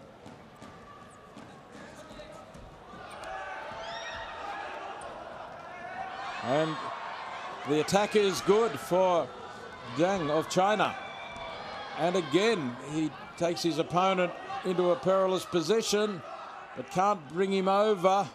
He's got the arm. Nam trying to keep his weight moving under his opponent. 6 points, and now can he get a pin here? He flipped over to the back, but can he pin him? He's got 6 points, Deng. Nam in difficulty here, and if Deng could bring Nam down on the shoulders and pin him, he must be close. He has got it. He's got the fall. 6 points originally, and then Nam, who looked in such good form in the quarterfinal, brought down onto his shoulders and held there, pinned there, and an outstanding performance by Deng Zewei. He defeats Nam of Korea, and it's Deng Zewei who goes through to the final in quick time. He wasted no energy up there. He attacked hard and attacked early. Scored 4 points as he brought Nam into a position of danger, and then eventually, some time later, was able to pin his shoulders. What a victory for Deng Zewei in the semi-final. He's into the gold medal match.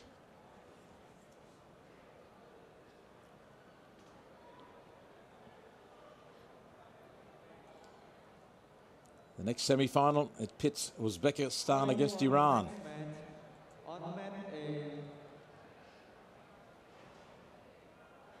David Mosmanashvili in red singlet, representing from Uzbekistan, and in blue singlet, Parviz Hadibasmanj, representing for Islamic Republic of Iran.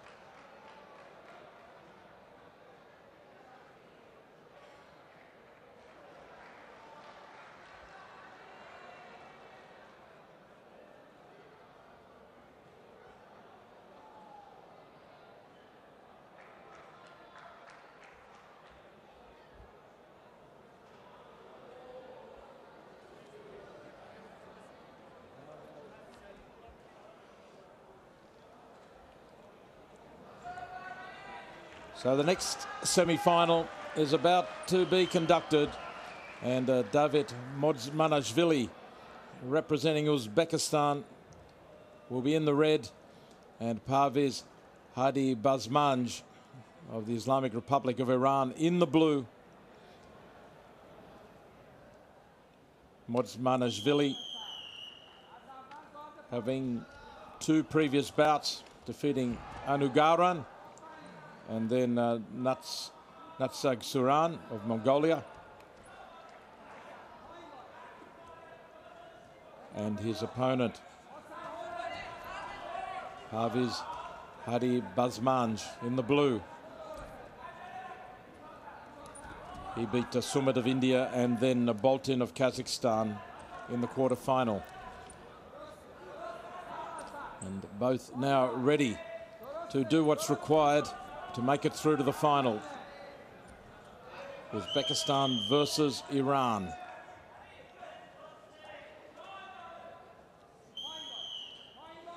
And Modzmanashvili, the silver medalist at the Olympic Games in 2012 and a bronze medalist at the World Championships in 2011. But in form recently in the Asian Championships, the gold medalist.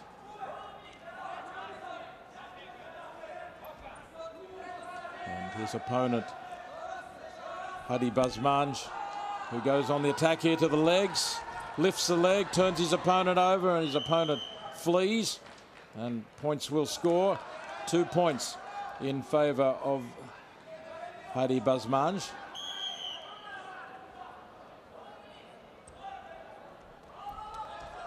In fact, the points there awarded to points went to Modzmanashvili from Uzbekistan.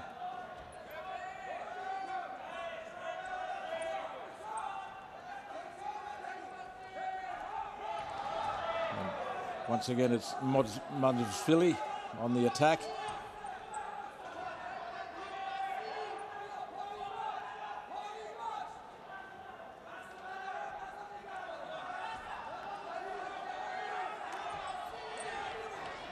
No points there, couldn't force him out and nobody stepped out, but in the end it was Modzmanashvili who was on the back foot. Hadi Bazmanj looking strong.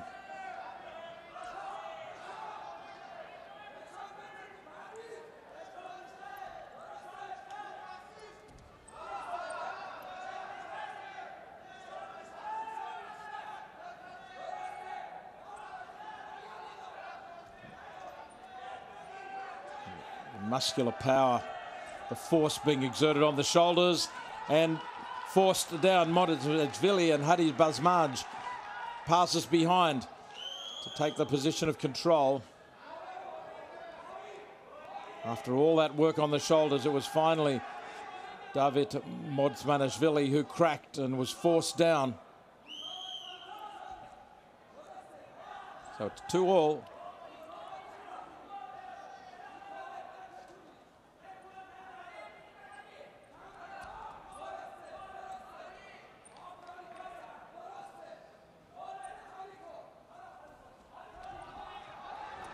And now driving his opponent out, it's Modzmanashvili, the stronger of the two on this occasion, driving Hadi Bazmanj out.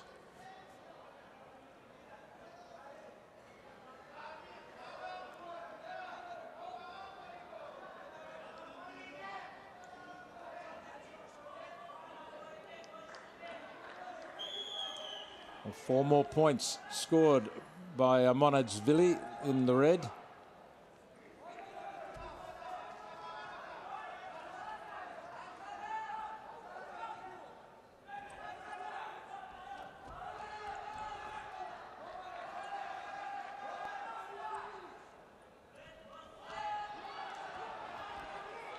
A very tight battle here, and passing behind this time it's Hadi Bazmanj. Position of control for 2 points.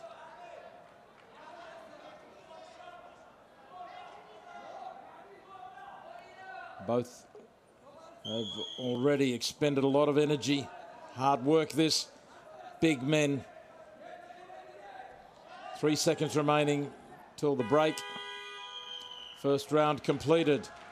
They stalk away from each other. David Modzmanashvili in the red and Parviz Hadibazmanj of Iran in the blue. Let's take a look at some of the action. Here was the attack from Modzmanashvili and Hadibazmanj retreating to the protection area. Hadibazmanj passing behind in position of control. And then this drive came from Modzmanashvili, driving his opponent out and eventually down. Scored 4 points for that.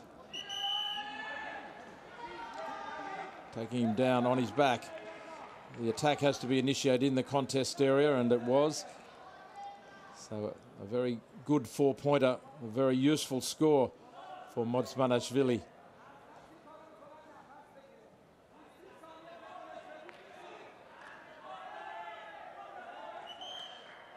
Too much sweat. Players cannot be too slippery when they begin the round.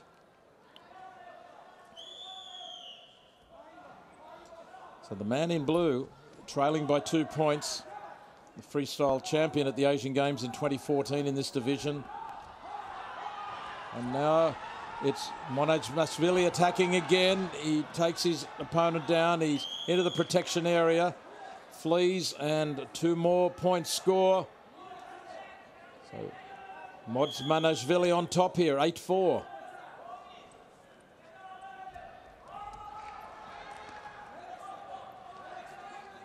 He appears to be getting the upper hand here when it comes to power on these force outs. Not this time though. That almost seemed a little lazy almost. Maybe I wouldn't use that word, but just a bit of a step out on that occasion.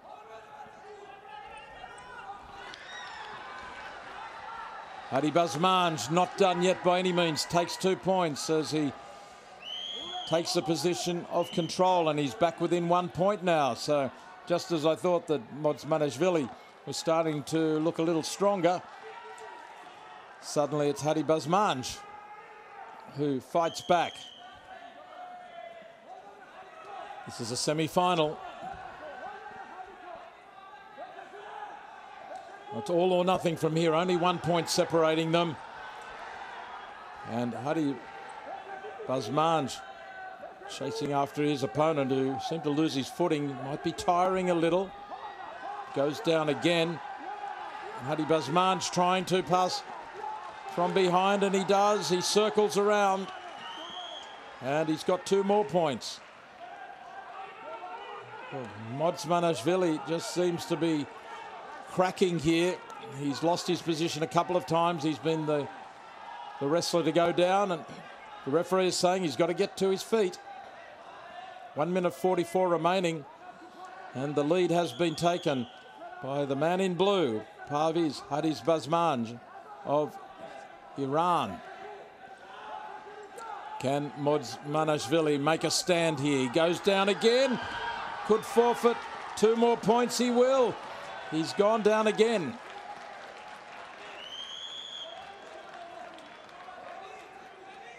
The strength in the clinch is with Hadibazmanj. 11-8 he leads now.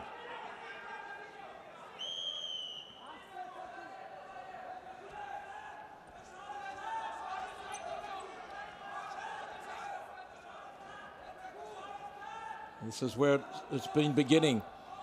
Hadibazmanj has been able to force down his opponent in the red, Modzmanashvili. Can he do it again?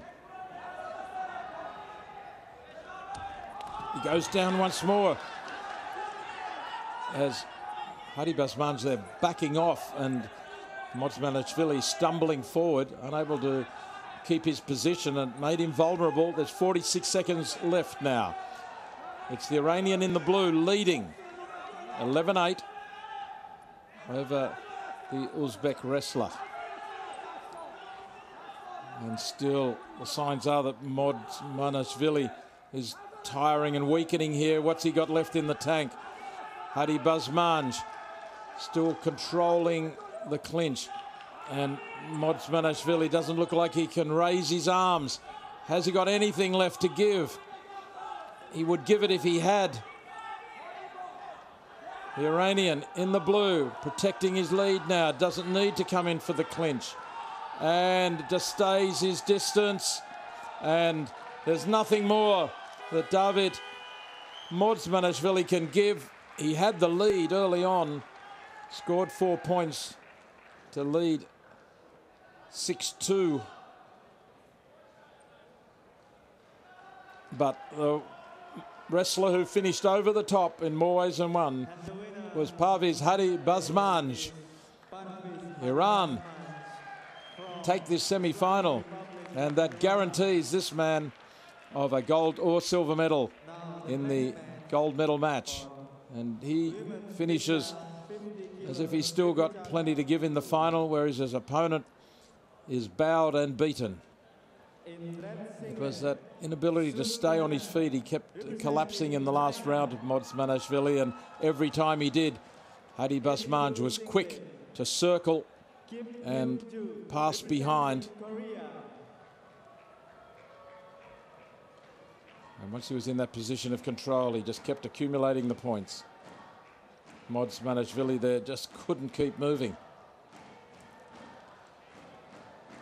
So the victory goes to Hadi Basmanj of Iran, and he's in the final of the men's heaviest weight division.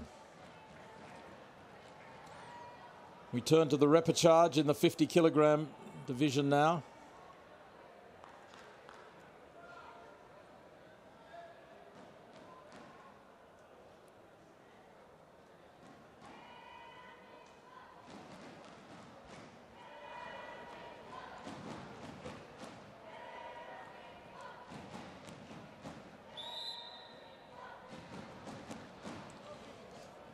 So this repechage begins round 2 of the repechage, and in the red it is Sun Yanan of China. Her opponent in the blue, chasing after her, is Kim Hyung-ju of the Republic of Korea. Both trying to come through to contend for a bronze medal.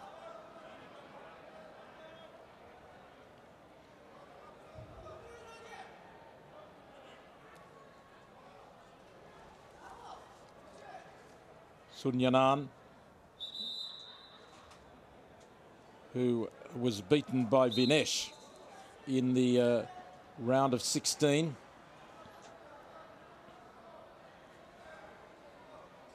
So if you are beaten by a wrestler who goes through to the finals, you get a second chance.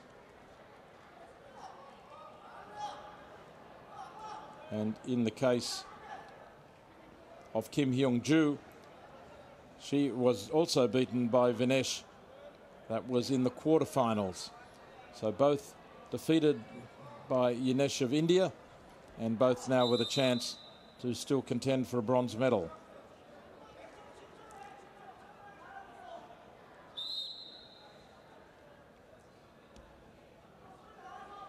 A bronze medal would be a step back in terms of Asian Games for Sun in the red. She took the silver medal at the Asian Games 4 years ago, took a bronze medal at the Olympic Games in Rio.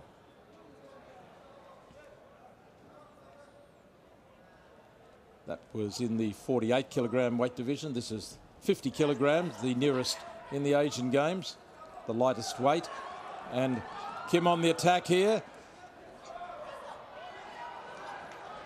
And Kim still with the upper hand, rolling her opponent onto her back. Kim, but it's a battle between the two to who will finish on top and who can really score points here. 2 points, now 4 points awarded to Kim. And a desperate struggle here. And it's Sun Yanan who escapes and finishes on top. The pin has been called. The fall has been called here. And it is a win to Kim Hyung-ju over Sun Yanan of China.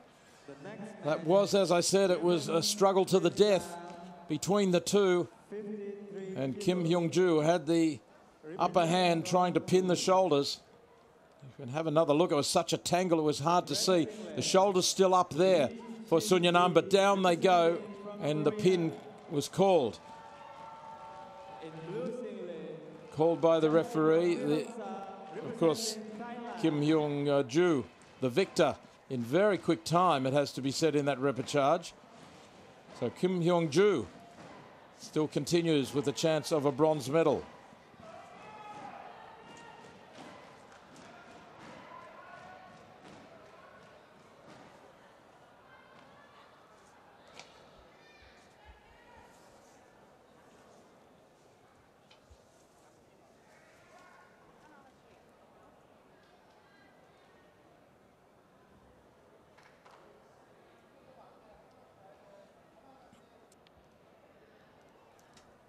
So quickly to the next repechage in the women's freestyle 53 kilogram division this time. Lee Shin-hae of Korea to meet Jantima Verangsanga of Thailand.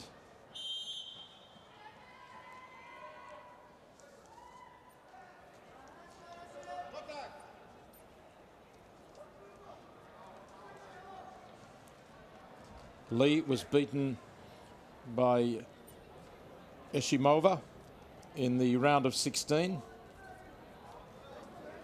and Virangsar beaten by Eshimova in the quarterfinals.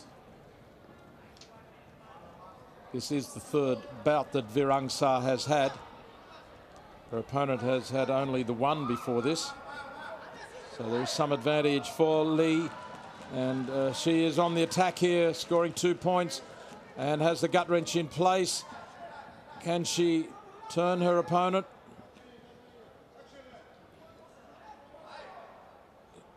Arms locked underneath, but good position there for Virangsar, who is able to resist the gut wrench.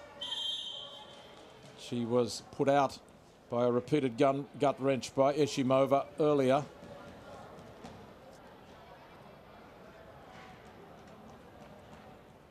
So an early 2 points here for Lin Shin-hye, but now nothing happening, and the referee steps in.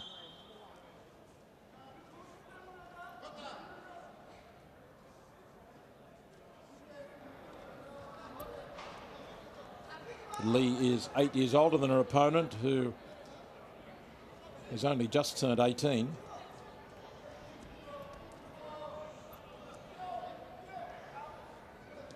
Vastly more experience for Lee of Korea.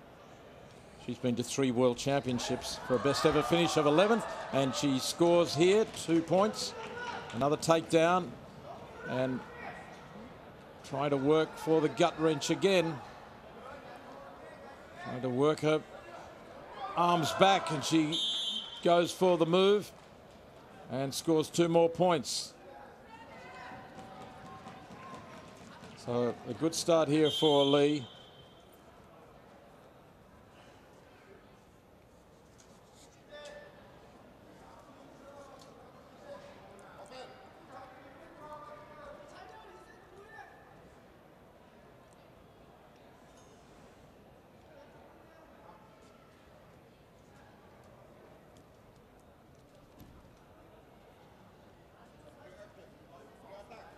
.40 seconds remaining to the end of the first round, and having conceded 6 points and twice taken down, Virangsar is very wary now of Lee.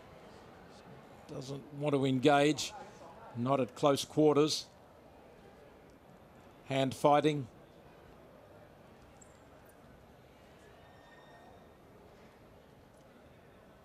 Both going for the hands now. Over the top of the neck, and the pull down from Lee, but Virangsar quickly back up. And 3 minutes has elapsed, and it was a good 3 minutes for Lin Shin-hye from the Republic of Korea, leading 6 points to 0. As you take a look at her attacking the legs, bring her opponent down, and then passing behind, putting the gut wrench in place, and she was able to turn her over on one occasion anyway. So Li Xinhai leading the way, and Jantima Virangsa from Thailand still shaking out a wrist from some of the hand fighting that went on before, and it's on again, both trying to get the hands and the wrists, or the wrists at least, not allowed to twist the fingers.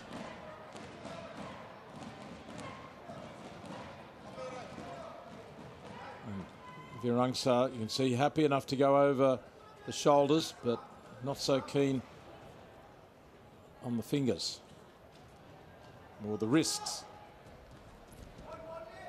Li charging, and a point scores to Li. Ruled to have forced out Virangsa there, even though the contact wasn't all that strong still.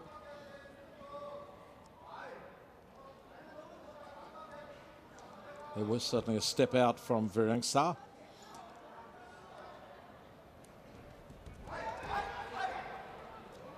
We haven't seen that point registered, so maybe not.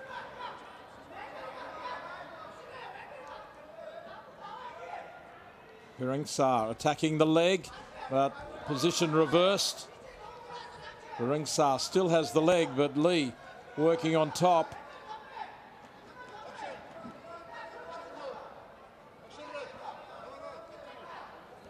And Li drives forward over the top of Virangsa.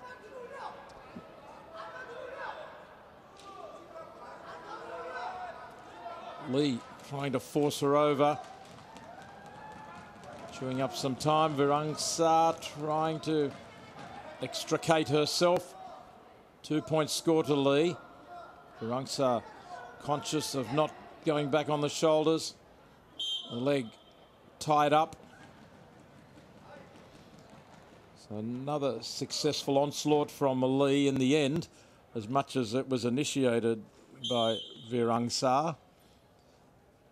Jantima Virangsa of Thailand in the blue in trouble here, down by 8 points. And Li just needs 2 more points for a 10-point lead and victory.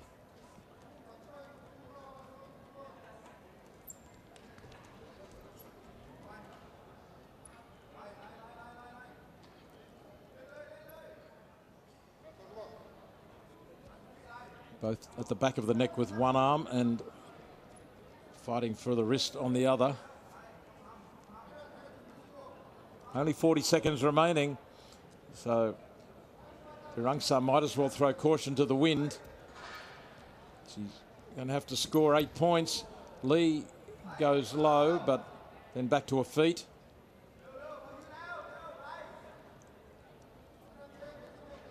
It takes something special now from Virangsa if she is going to stay in the medal race. Li holding all the cards, and time elapsing fast.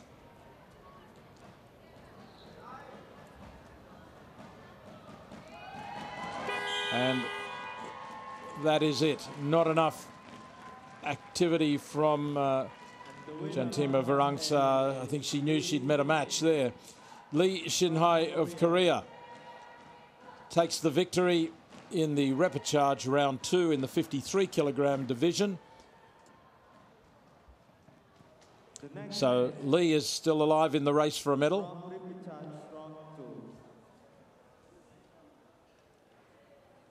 Men freestyle 125 kilo in red singlet. So there is the win officially for Li in the repechage. In blue singlet, Korea still a chance of a medal there. Kazakhstan.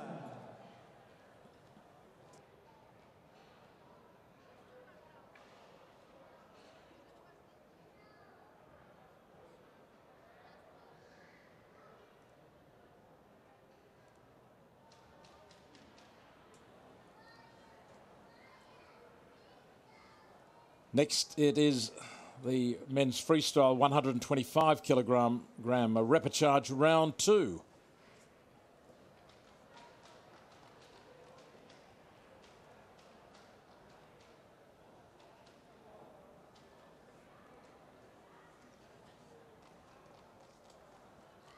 Sumit of India making his way out. He'll be in the red corner. And Oleg Bolton of Kazakhstan is his opponent in the blue. So Sumit defeated by Hadi Bazmanj in an earlier bout.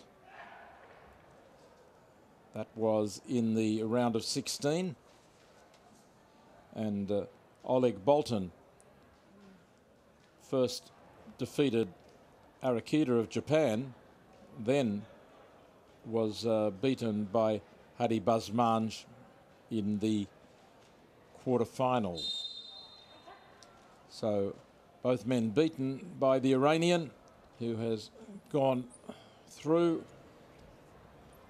and they now are still a chance of winning a bronze medal if they can come out on top here in the repechage.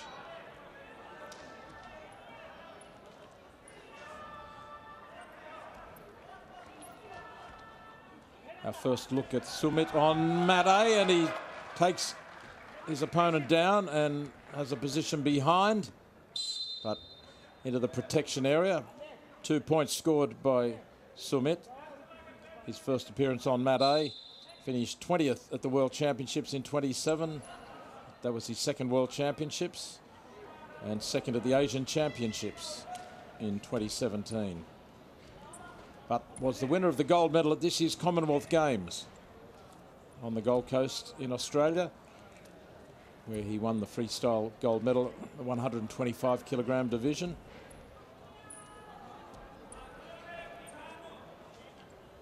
And he gets a good start here with that early score of 2 points, and he's got 2 more here. So it's the Indian on top in more ways than one. 4 points and in a position of control. Sumit joined the Indian Railways under a sports quota program that allows him to train and compete internationally. And some Indian supporters in the crowd here for him now.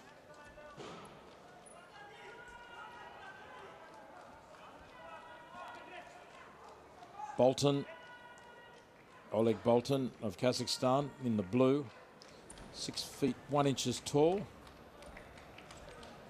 Same height as his opponent, 185 centimetres if you prefer. Both big men.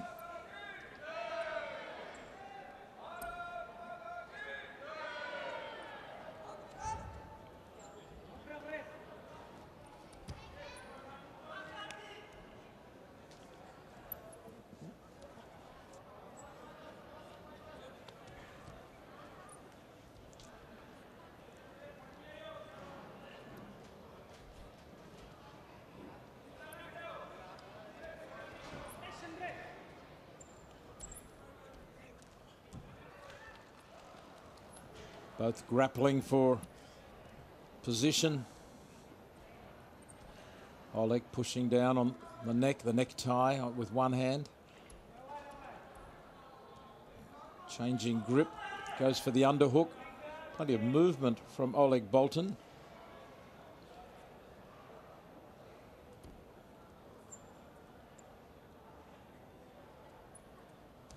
Position of the hands of both men changing regularly. From the wrist to the back of the neck, over the shoulder, underhook.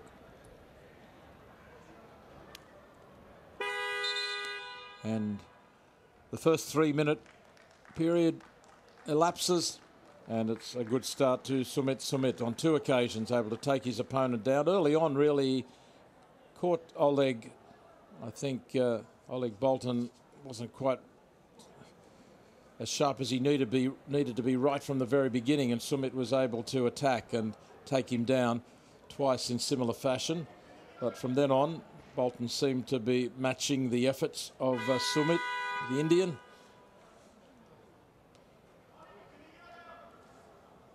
So both men come back to the centre of mat A, and Bolton is sent back for a further wipe down.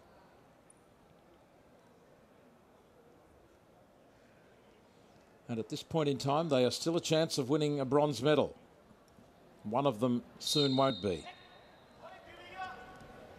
So Oleg Bolton starts strongly, immediately goes on the attack, tries to pull the Indian down.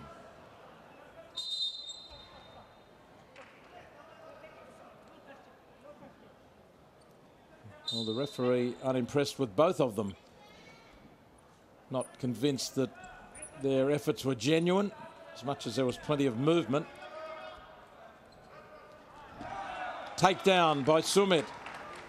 He breaks the balance of Bolton.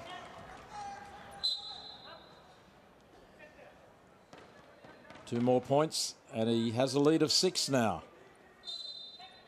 Bolton gets up quickly and looks willing and ready to go on with it.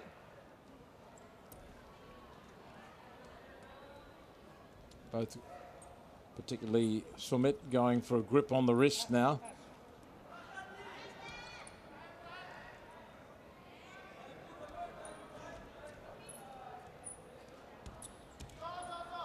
The position of the feet so important to keep the balance and also keep the strength of the body in position as it attempts a grip or a takedown.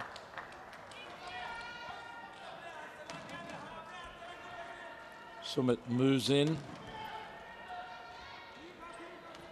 The man in red, or at least in an orange Indian wrestling costume, leading the way, 6 points to 0. Now a leg grabbed by Bolton, and can he force? No, he can't even get the 1 point. 1 point in the end goes to Sumit as Oleg Bolton overran his opponent, went out into the protection area and was just given a bit of force on his way by Sumit. They may reconsider that point score. Most of the force was exerted here by Oleg Bolton, but there the turn and then the shove forced Bolton out when he hadn't really, Sumit had not really worked to gain that advantage, but he has the points. He gets 1 point for it at 7.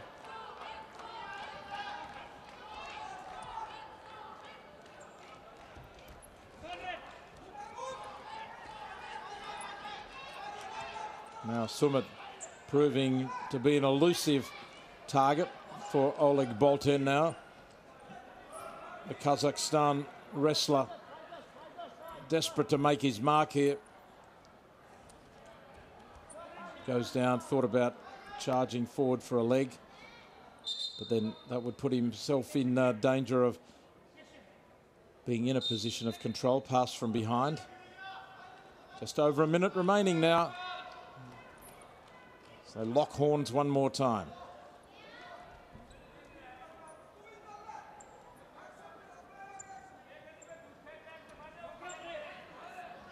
So much work goes into establishing a strong position, and then just one momentary slip can bring it all undone. Suddenly putting yourself in a vulnerable position, and if your opponent's quick enough to take it, points will be scored. Right now, Sumit of India leading 7 points to 0 with 30 seconds to go. It's his to lose. Bolton has given as much as he could, but he hasn't been able to break down Sumit.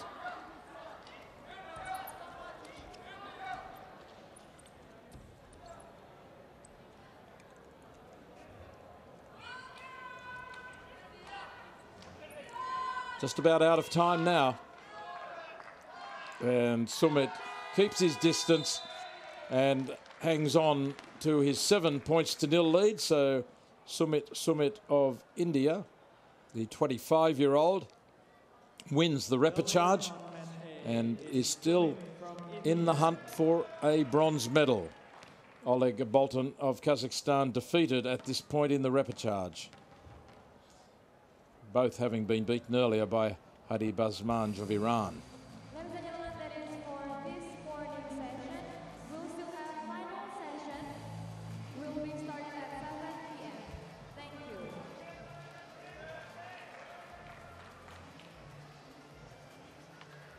So the win registered there for Sumit of India in the men's 125 kilogram division.